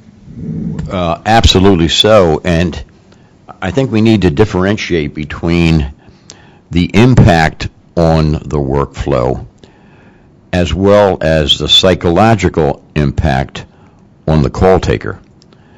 In that, depending upon how the information flow is managed and what the call taker looks at or doesn't look at, does with or doesn't do with, is going to have an impact on that call taker. I've heard so many call takers say, I didn't sign up to do this.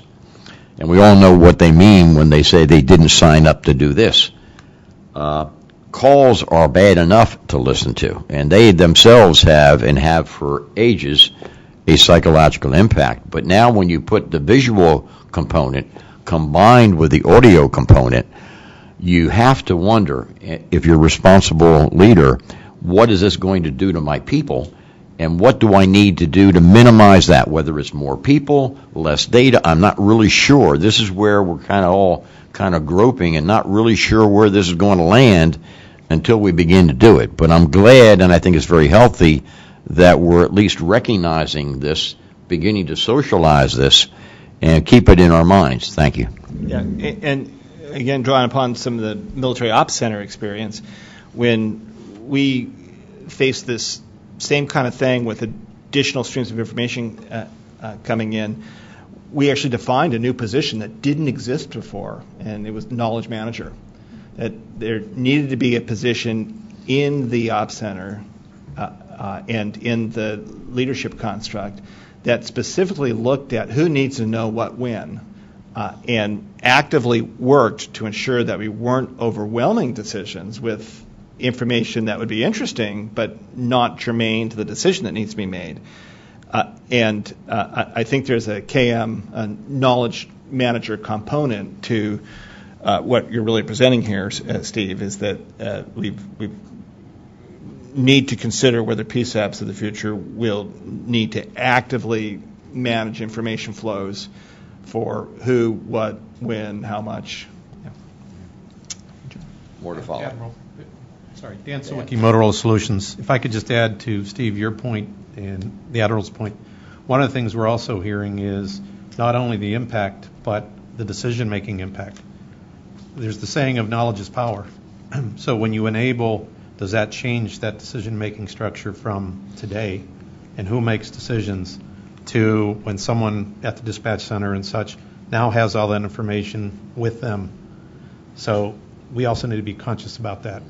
That's a great point. Right now, I think the predisposition is that decisions are made in the field because the field has the best feel, the best awareness of the situation. But if the individual in the field doesn't have the view of the camera that's above at 100 feet looking down, doesn't have the ShotSpotter display in front of them, doesn't have the benefit of the other calls about the same situation and calls about other situations that are concurrent with the situation, it may be that they don't have the best situational awareness that would justify the predisposition that all the decisions are best made locally. So it's just something that we need to wrestle with and ensure that as we set out to truly make things better, we're also challenging how we used to do it. Yeah. one other point to that also is the alignment of not only the information with the decisions, but also the skill sets. We've got to go in eyes wide open relative to that total alignment. Roger. In the NINA development process, we've talked many times over the last 10 years probably about that particular challenge, if you will, of multimedia handling and operational aspects in regard to it. And conditions have changed recently, I think, as compared to why we haven't done a whole lot of work on that so far. And the reason we hadn't done a whole lot of work on it so far is because none of the originating service providers are prepared to provide that kind of information to NG 911. So technically it doesn't work very well. But we have certainly, personally, I've been waiting for this shoe to drop by internet-based providers who choose to do IP interface, do multimedia, and do it next month. And we now have what I refer to as alternate service providers who have the ability to accomplish that same thing. And it's just a matter of not a very long interval, I think, before we're confronted with having to deal with all those issues in much more detail than we've discussed so far. So it's nearly on us, and it could change this afternoon without any of our knowledge that it's even happening. So we have some degree of catch-up work to do in regard to those kinds of issues. Before we move on, we have a couple of tents standing up. As a PSAP manager of a fairly large PSAP, obviously myself and my colleagues here in the National Capital Region have begun to think about this and socialize it. But one of the things that we're thinking about, and we don't know, we have not resolved anything, is that we have a dashboard on the CAD screen that would allow, when there is video, still photographs, or even security cameras that we are aware of, or ShotSpotter, known to the call taker, either automatically or by nature of the dialogue they've had with the caller, to utilize a dashboard as a means of identifying that there is additional information available, but not visualizing that information. Instead, when the call is dispatched and made available to the firefighter, to the medic, to the officer, that on their mobile data computer, that dashboard would appear, and they would know that there was something more available to them should they need to or want to access it, taking the call taker out of that component of the decision making, visualizing, was it a gun, wasn't a gun, what floor was it, all those kinds of things. But I just kind of toss that out as an anecdotal point for consideration to kind of begin to dialogue about. Thank you. Joe? Oh, Jeff? Thank you, Steve. And actually, you went where I was going to go. We've talked about, even in last year in our TFOPA meetings, we talked about the fact that the environment within the PSAP is changing, and it's beginning to look a lot more like a DoD command and control center. And when you implement that type of center, that type of different environment, we have to deal with it in multiple ways. It's a multifaceted problem. We have to look at the number of people that we have. We have to look at their skill sets, what their jobs are. But additionally, as Steve just mentioned, we have to be able to take a great deal of information, terabytes of data, and pre-process it, synthesize it, and display it or not display it in some immediately actionable format so as not to overwhelm, sensory overload the people that we have. I think it's important that as we finish our report, we again describe what that new environment is going to look like operationally and functionally for our 911 authorities so that they can then begin to deal with it. Because I think if they look at it in that context, begin to look at it more like a command and control center, they can then begin to think about what am I going to need to do to deal with it. Joe and then Alicia, or Alicia and Joe, either way.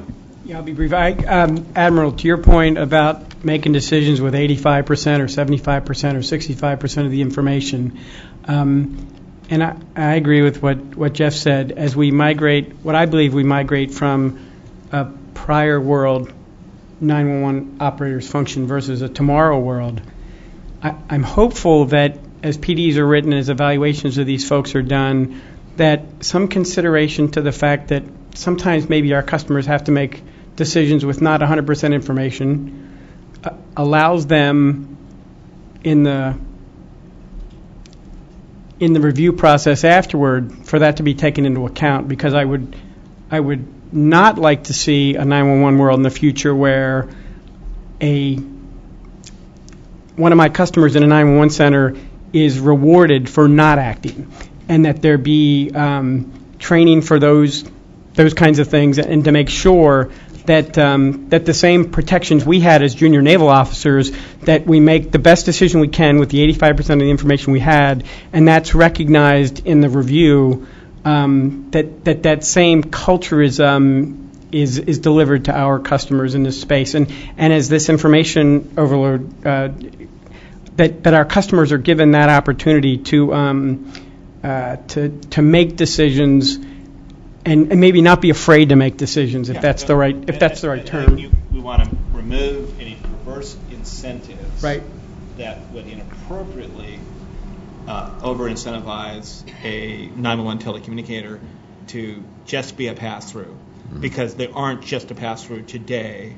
And if there are perverse incentives, like too much attention being paid to how quickly did you get it and how quickly did you get off the line so you could take another call, if it's important to challenge that notion as we go forward, because we have an increased value expectation of the 911 telecommunicator's role in managing the effectiveness of that dispatch, then we need to be very clear so that the metrics by which PSAPs are evaluated by jurisdiction leadership are potentially adjusted to remove those perverse incentives.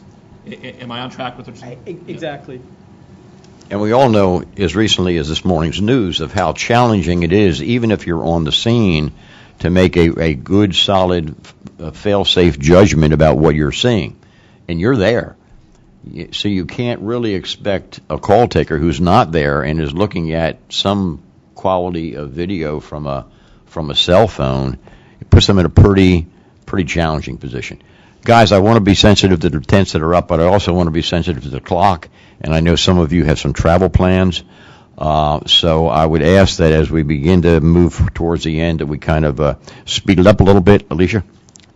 I just want to make one final comment to kind of add on our conversation, and that is something that April brought up. 82% of our PSAPs nationwide are small places, 5 dispatchers or less, and they really are the situational awareness for the officers. And I would encourage all the vendors and all the going forward that we create some type of common operational picture, whether it's a dashboard. I really like your idea of a dashboard, but we need to really funnel these things together. FirstNet, I've had conversation with them, and they keep talking about shoving all these applications out to a driving policeman or a fire truck or everything. And the police chiefs are just screaming, you're making them distracted drivers. And you're also funneling all this information and giving them overload and everything, when it really, the dispatcher needs to be the critical central link and funnel it out. I know, having dispatched a medical helicopter, we would send him on a flight, and we would not even tell him what kind of flight it was, because that would influence his decisions on whether to take a flight or not. We also have to think about all the information that we've got, how much is too much and when is it appropriate and things like that. So we're getting so excited about all this ability, and we do need to step back and really make good use of it. So that kind of leads me into my section. If there's no other questions, I'll start going. But Our task was to look at, we called it lessons. Oh, I'm sorry, Mark. I'm sorry. Our task was to look at lessons learned, but I'd like to funnel it around to early adopters. We have had the proud privilege to approach those entities across the country who have moved ahead.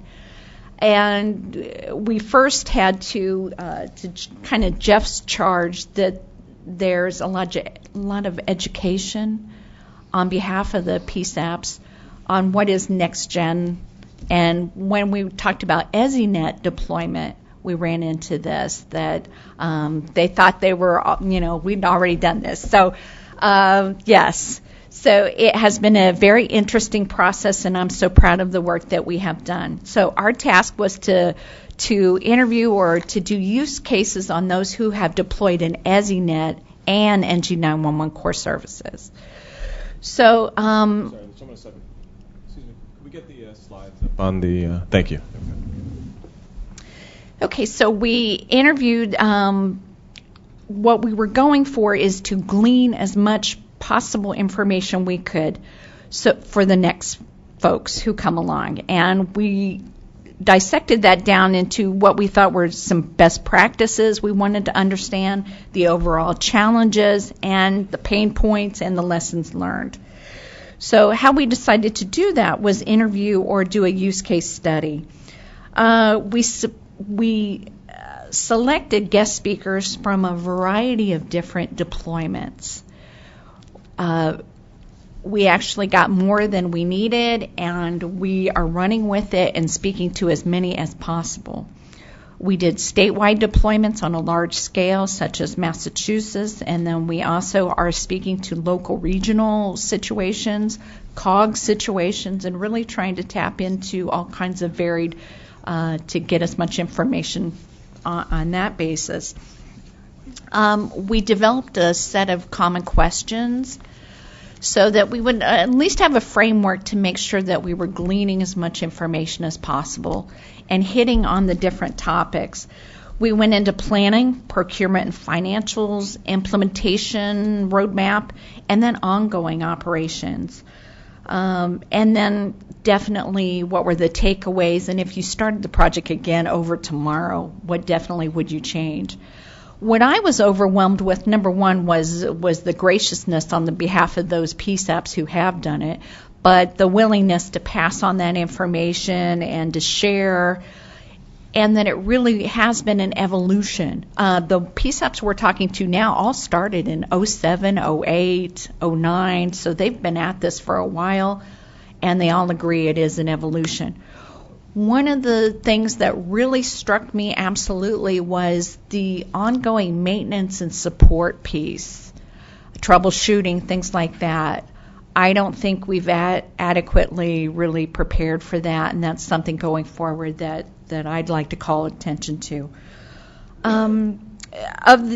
Of the interviews that we have completed, we've completed 5 or 6, but the 5 main ones that we have completed are the state of Maine, the state of Iowa, the state of Massachusetts, Chuck Spaulding's situation in Palm Beach County, Florida, and then Christie's COG in Texas.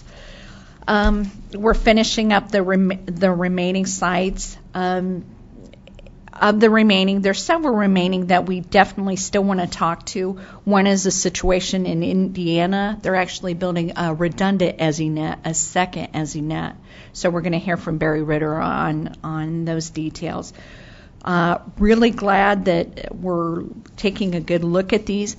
They are yielding a tremendous amount of beneficial information on all kinds of different aspects of it. We're going to summarize each one and then do an executive summary across the board.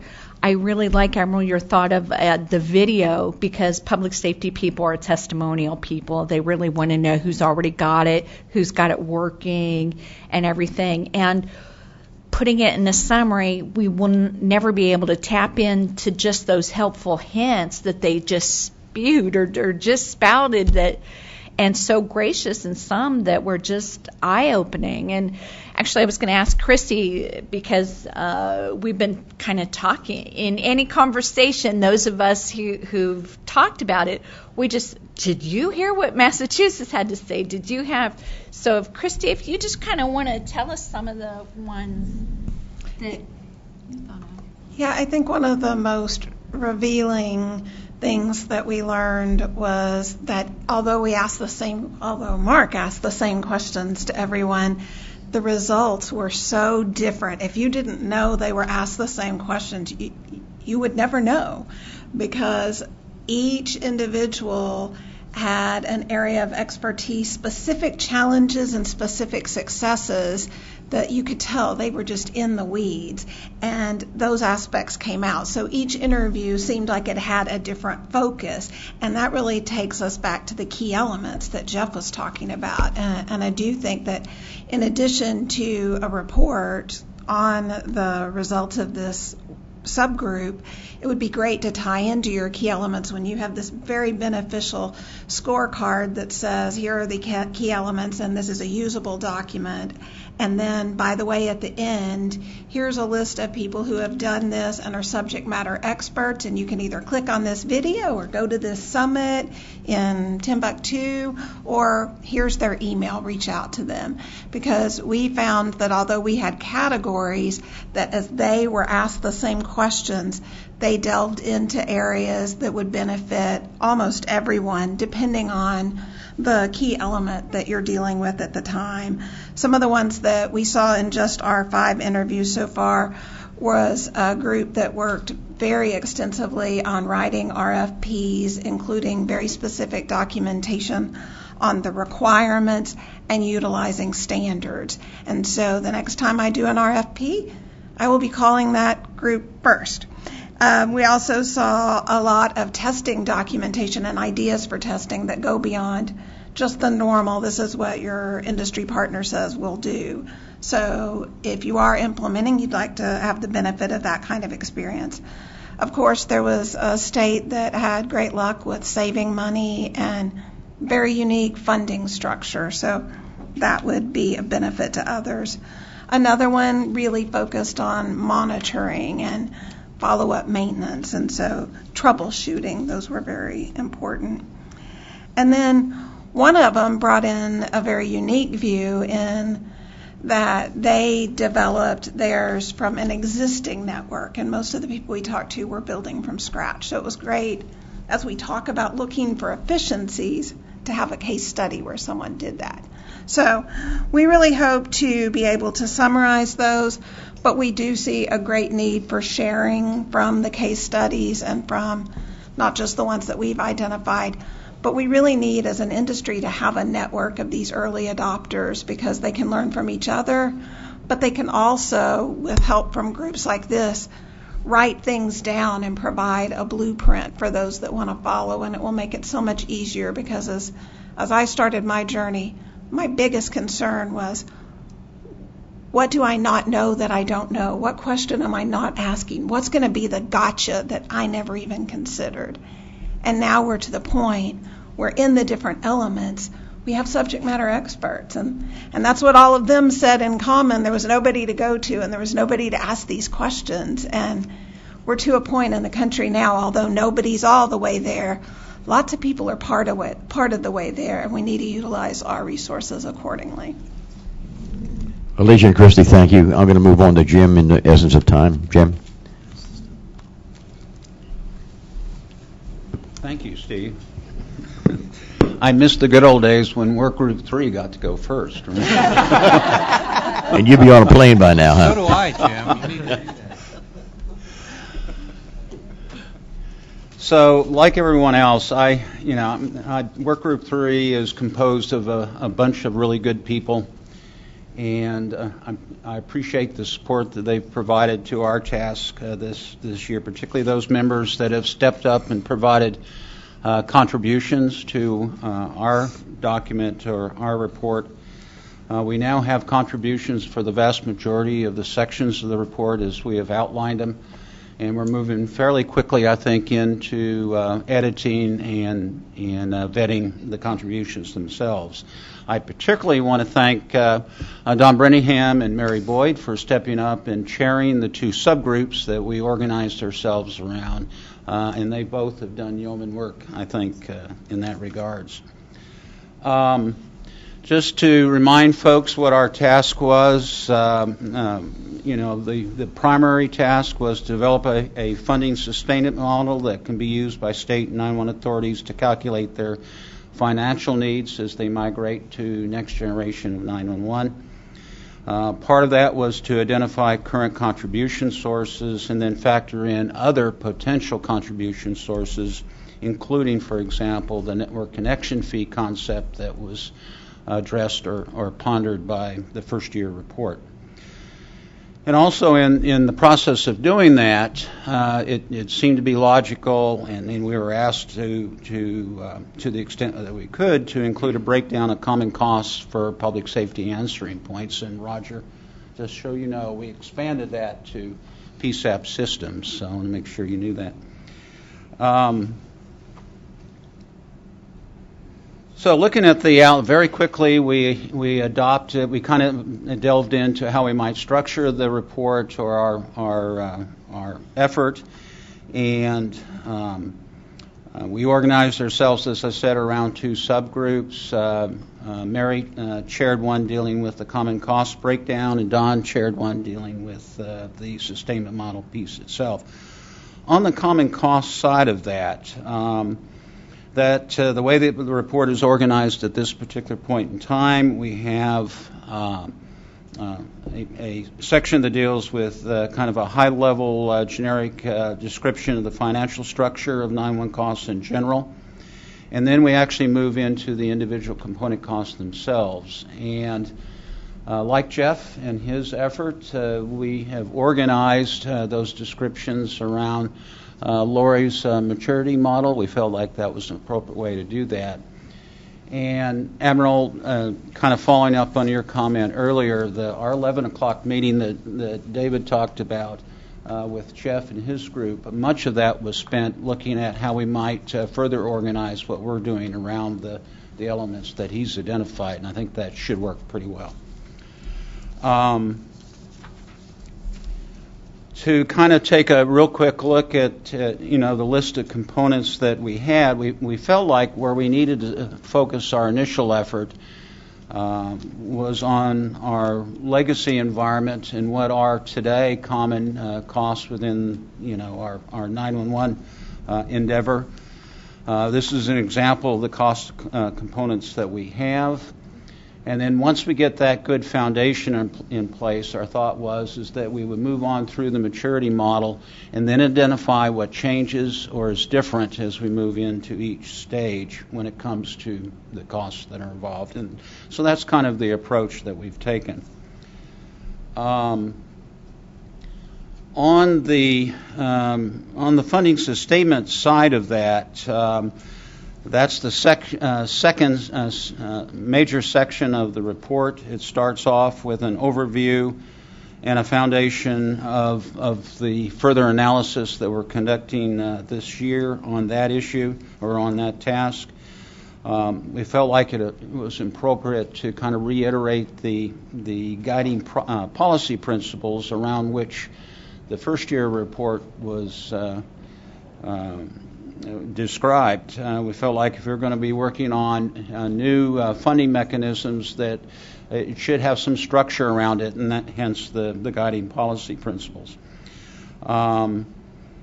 We then move into the current 911 funding environment, looking at both at what current 911 funding mechanisms are, the challenges that those mechanisms will undergo as we move forward into a new kind of communications environment, particularly where those existing 911 funding mechanisms are based upon aspects of current technology. And as that technology changes, then obviously we have to deal with that from a funding standpoint as well.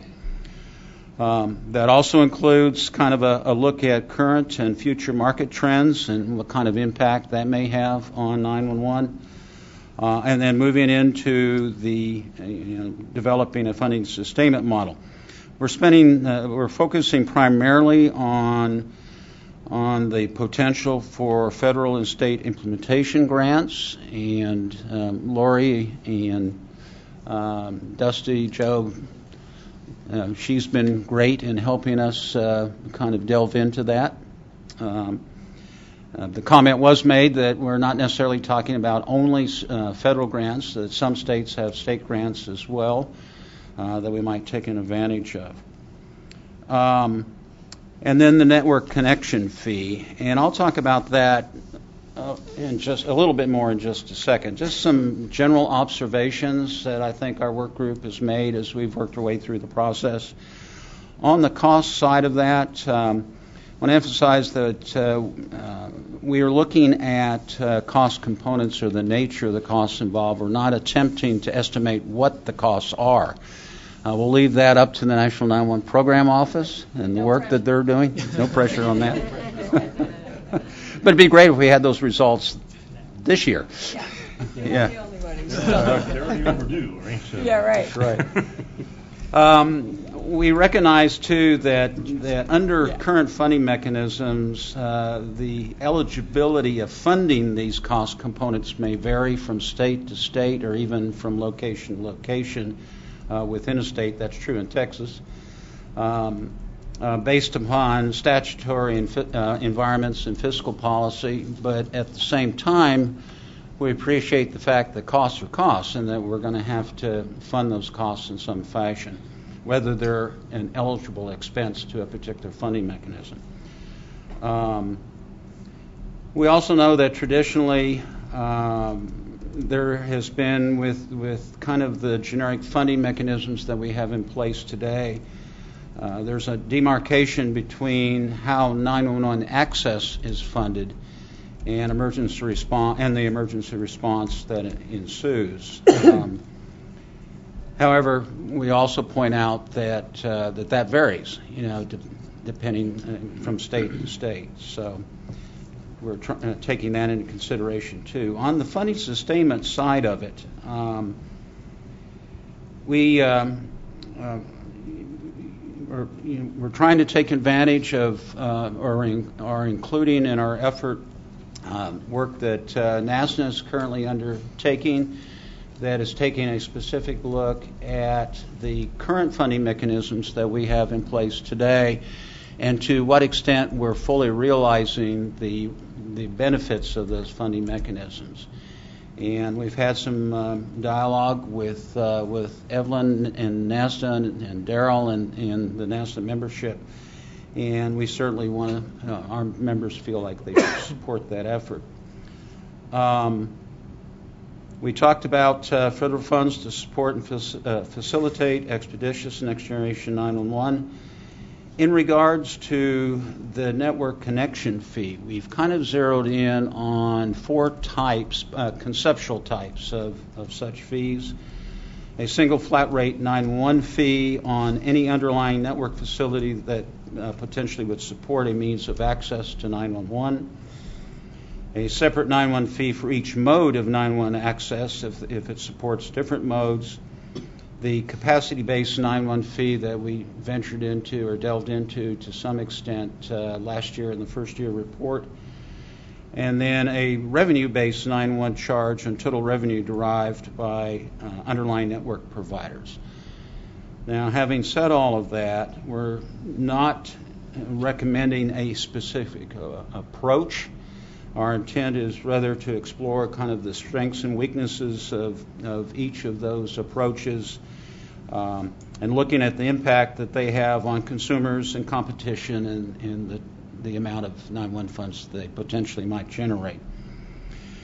And then I guess the last thing is that we do not feel comfortable weighing in on the legal issues that might be associated with those different approaches and to what extent they might be legal or not legal, either under today's environment or under some future environment. So please be aware of that. So very quickly, that was our report. I want to give Don or Mary an opportunity to add anything to that. I think you covered it. Okay. I'm one of those people with the quick travel schedule here coming up. If I leave really quickly, that's why. Any questions for Jim or Mary or Don? I vote work group 3 goes first next.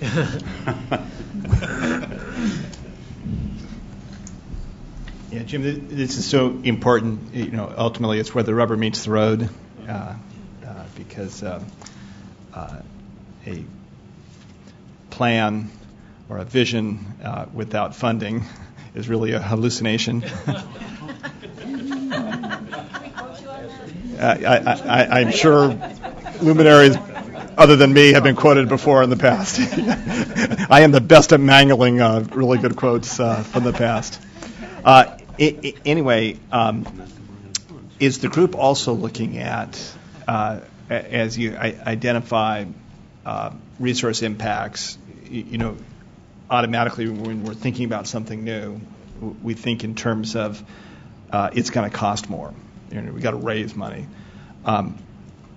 But I think one of the very legitimate objectives of Next Generation 911 would be, as you look at the larger ecosystem of 911, and not just focus on the PSAP, but look upon PSAP and then dispatch and effective response.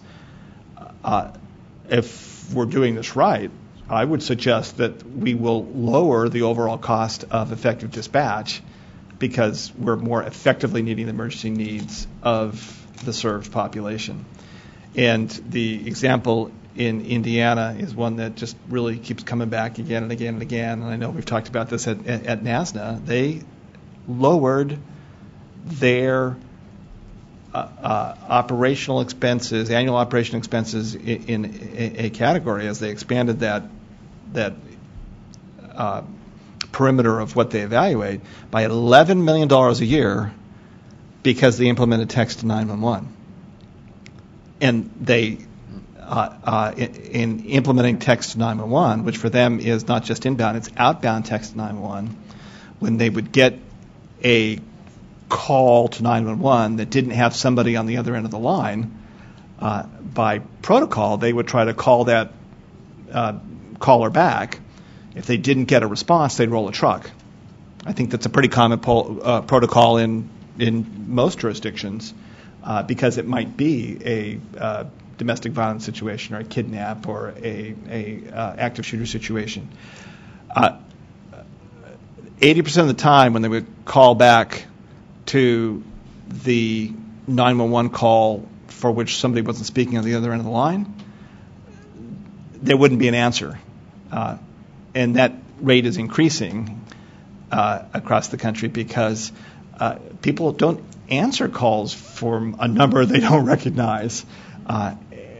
So they were having more and more truck rolls to what were then embarrassed phone owners that said, oops, that was and I'll use the vernacular, that was a butt dial. Or I made a mistake, I didn't intend to call.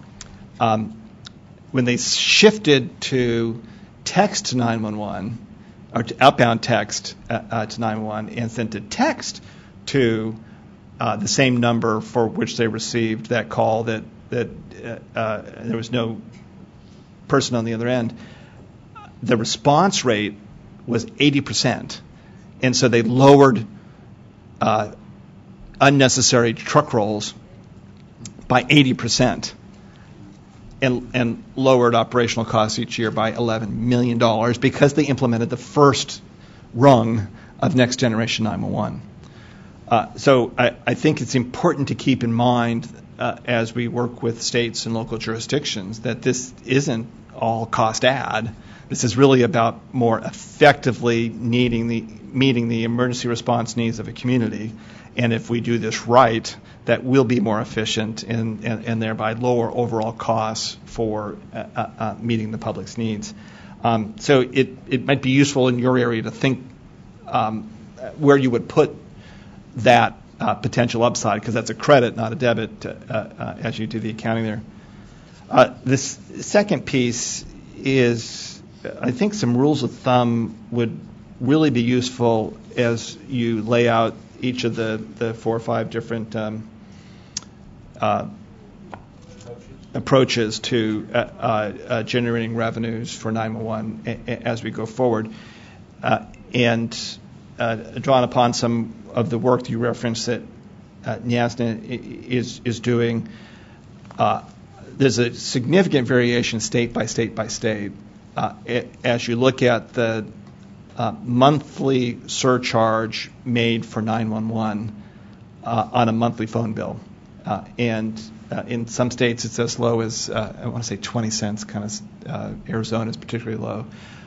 In some states it's over $1.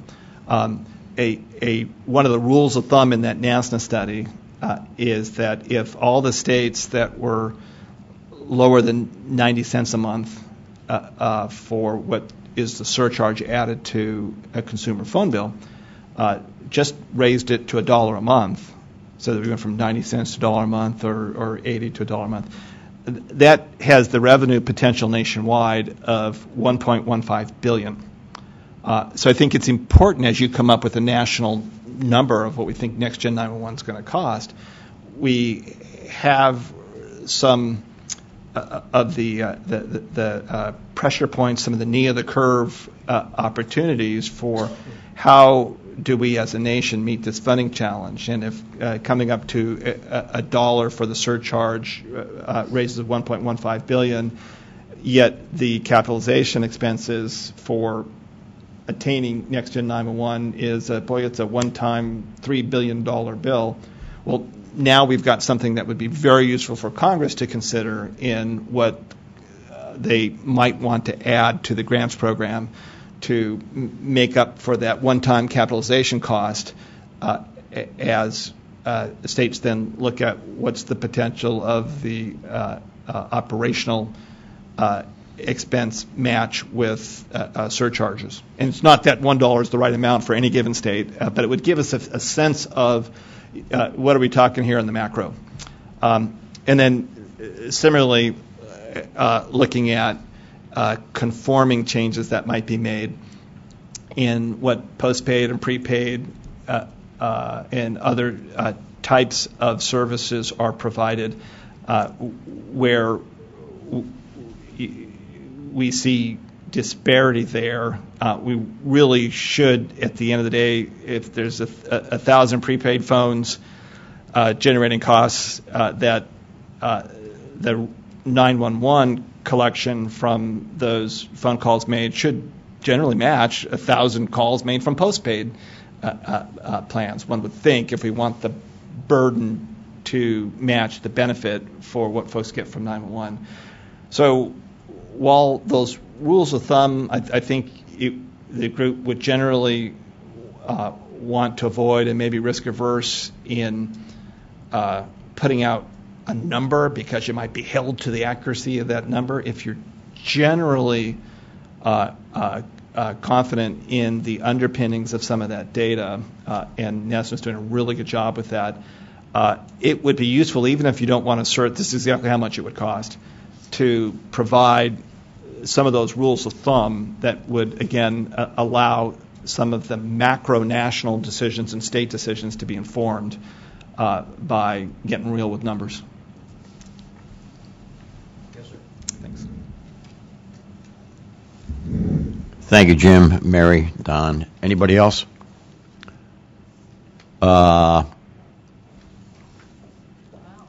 We saved you 6 minutes, buddy. Okay. If I have my calendar right, we meet again on Friday, the 11th day of November. November 18th, I beg your pardon, thank you. November 18th, and that'll be our final public meeting for this iteration of the task force. Got it. Right, and I believe that we as a group are all working towards providing you our submissions in advance of that so that that meeting can in fact be one where there's a final product that's produced. I'll be communicating to the group the preferred deadlines for submission of draft documentation to be shared amongst the membership forward to the final draft. Okay. Think about the editing challenge here. Jim knows better than any. Editing the input of the collective is among the hardest things you have left to do, and thinking ahead about how that's to be done. While we talked a lot about good ideas here, I would contend you're probably in the editing window tomorrow. Yeah. And we've learned from the first year of effort, and I think we can learn some lessons that we can apply, or learn some lessons we can apply for doing it this second time around. But your point is still well taken, for sure. My friends, my colleagues, thank you for being here. Travel safe, and have a wonderful weekend. Right. Thank you all. Tim May, do you have a couple minutes?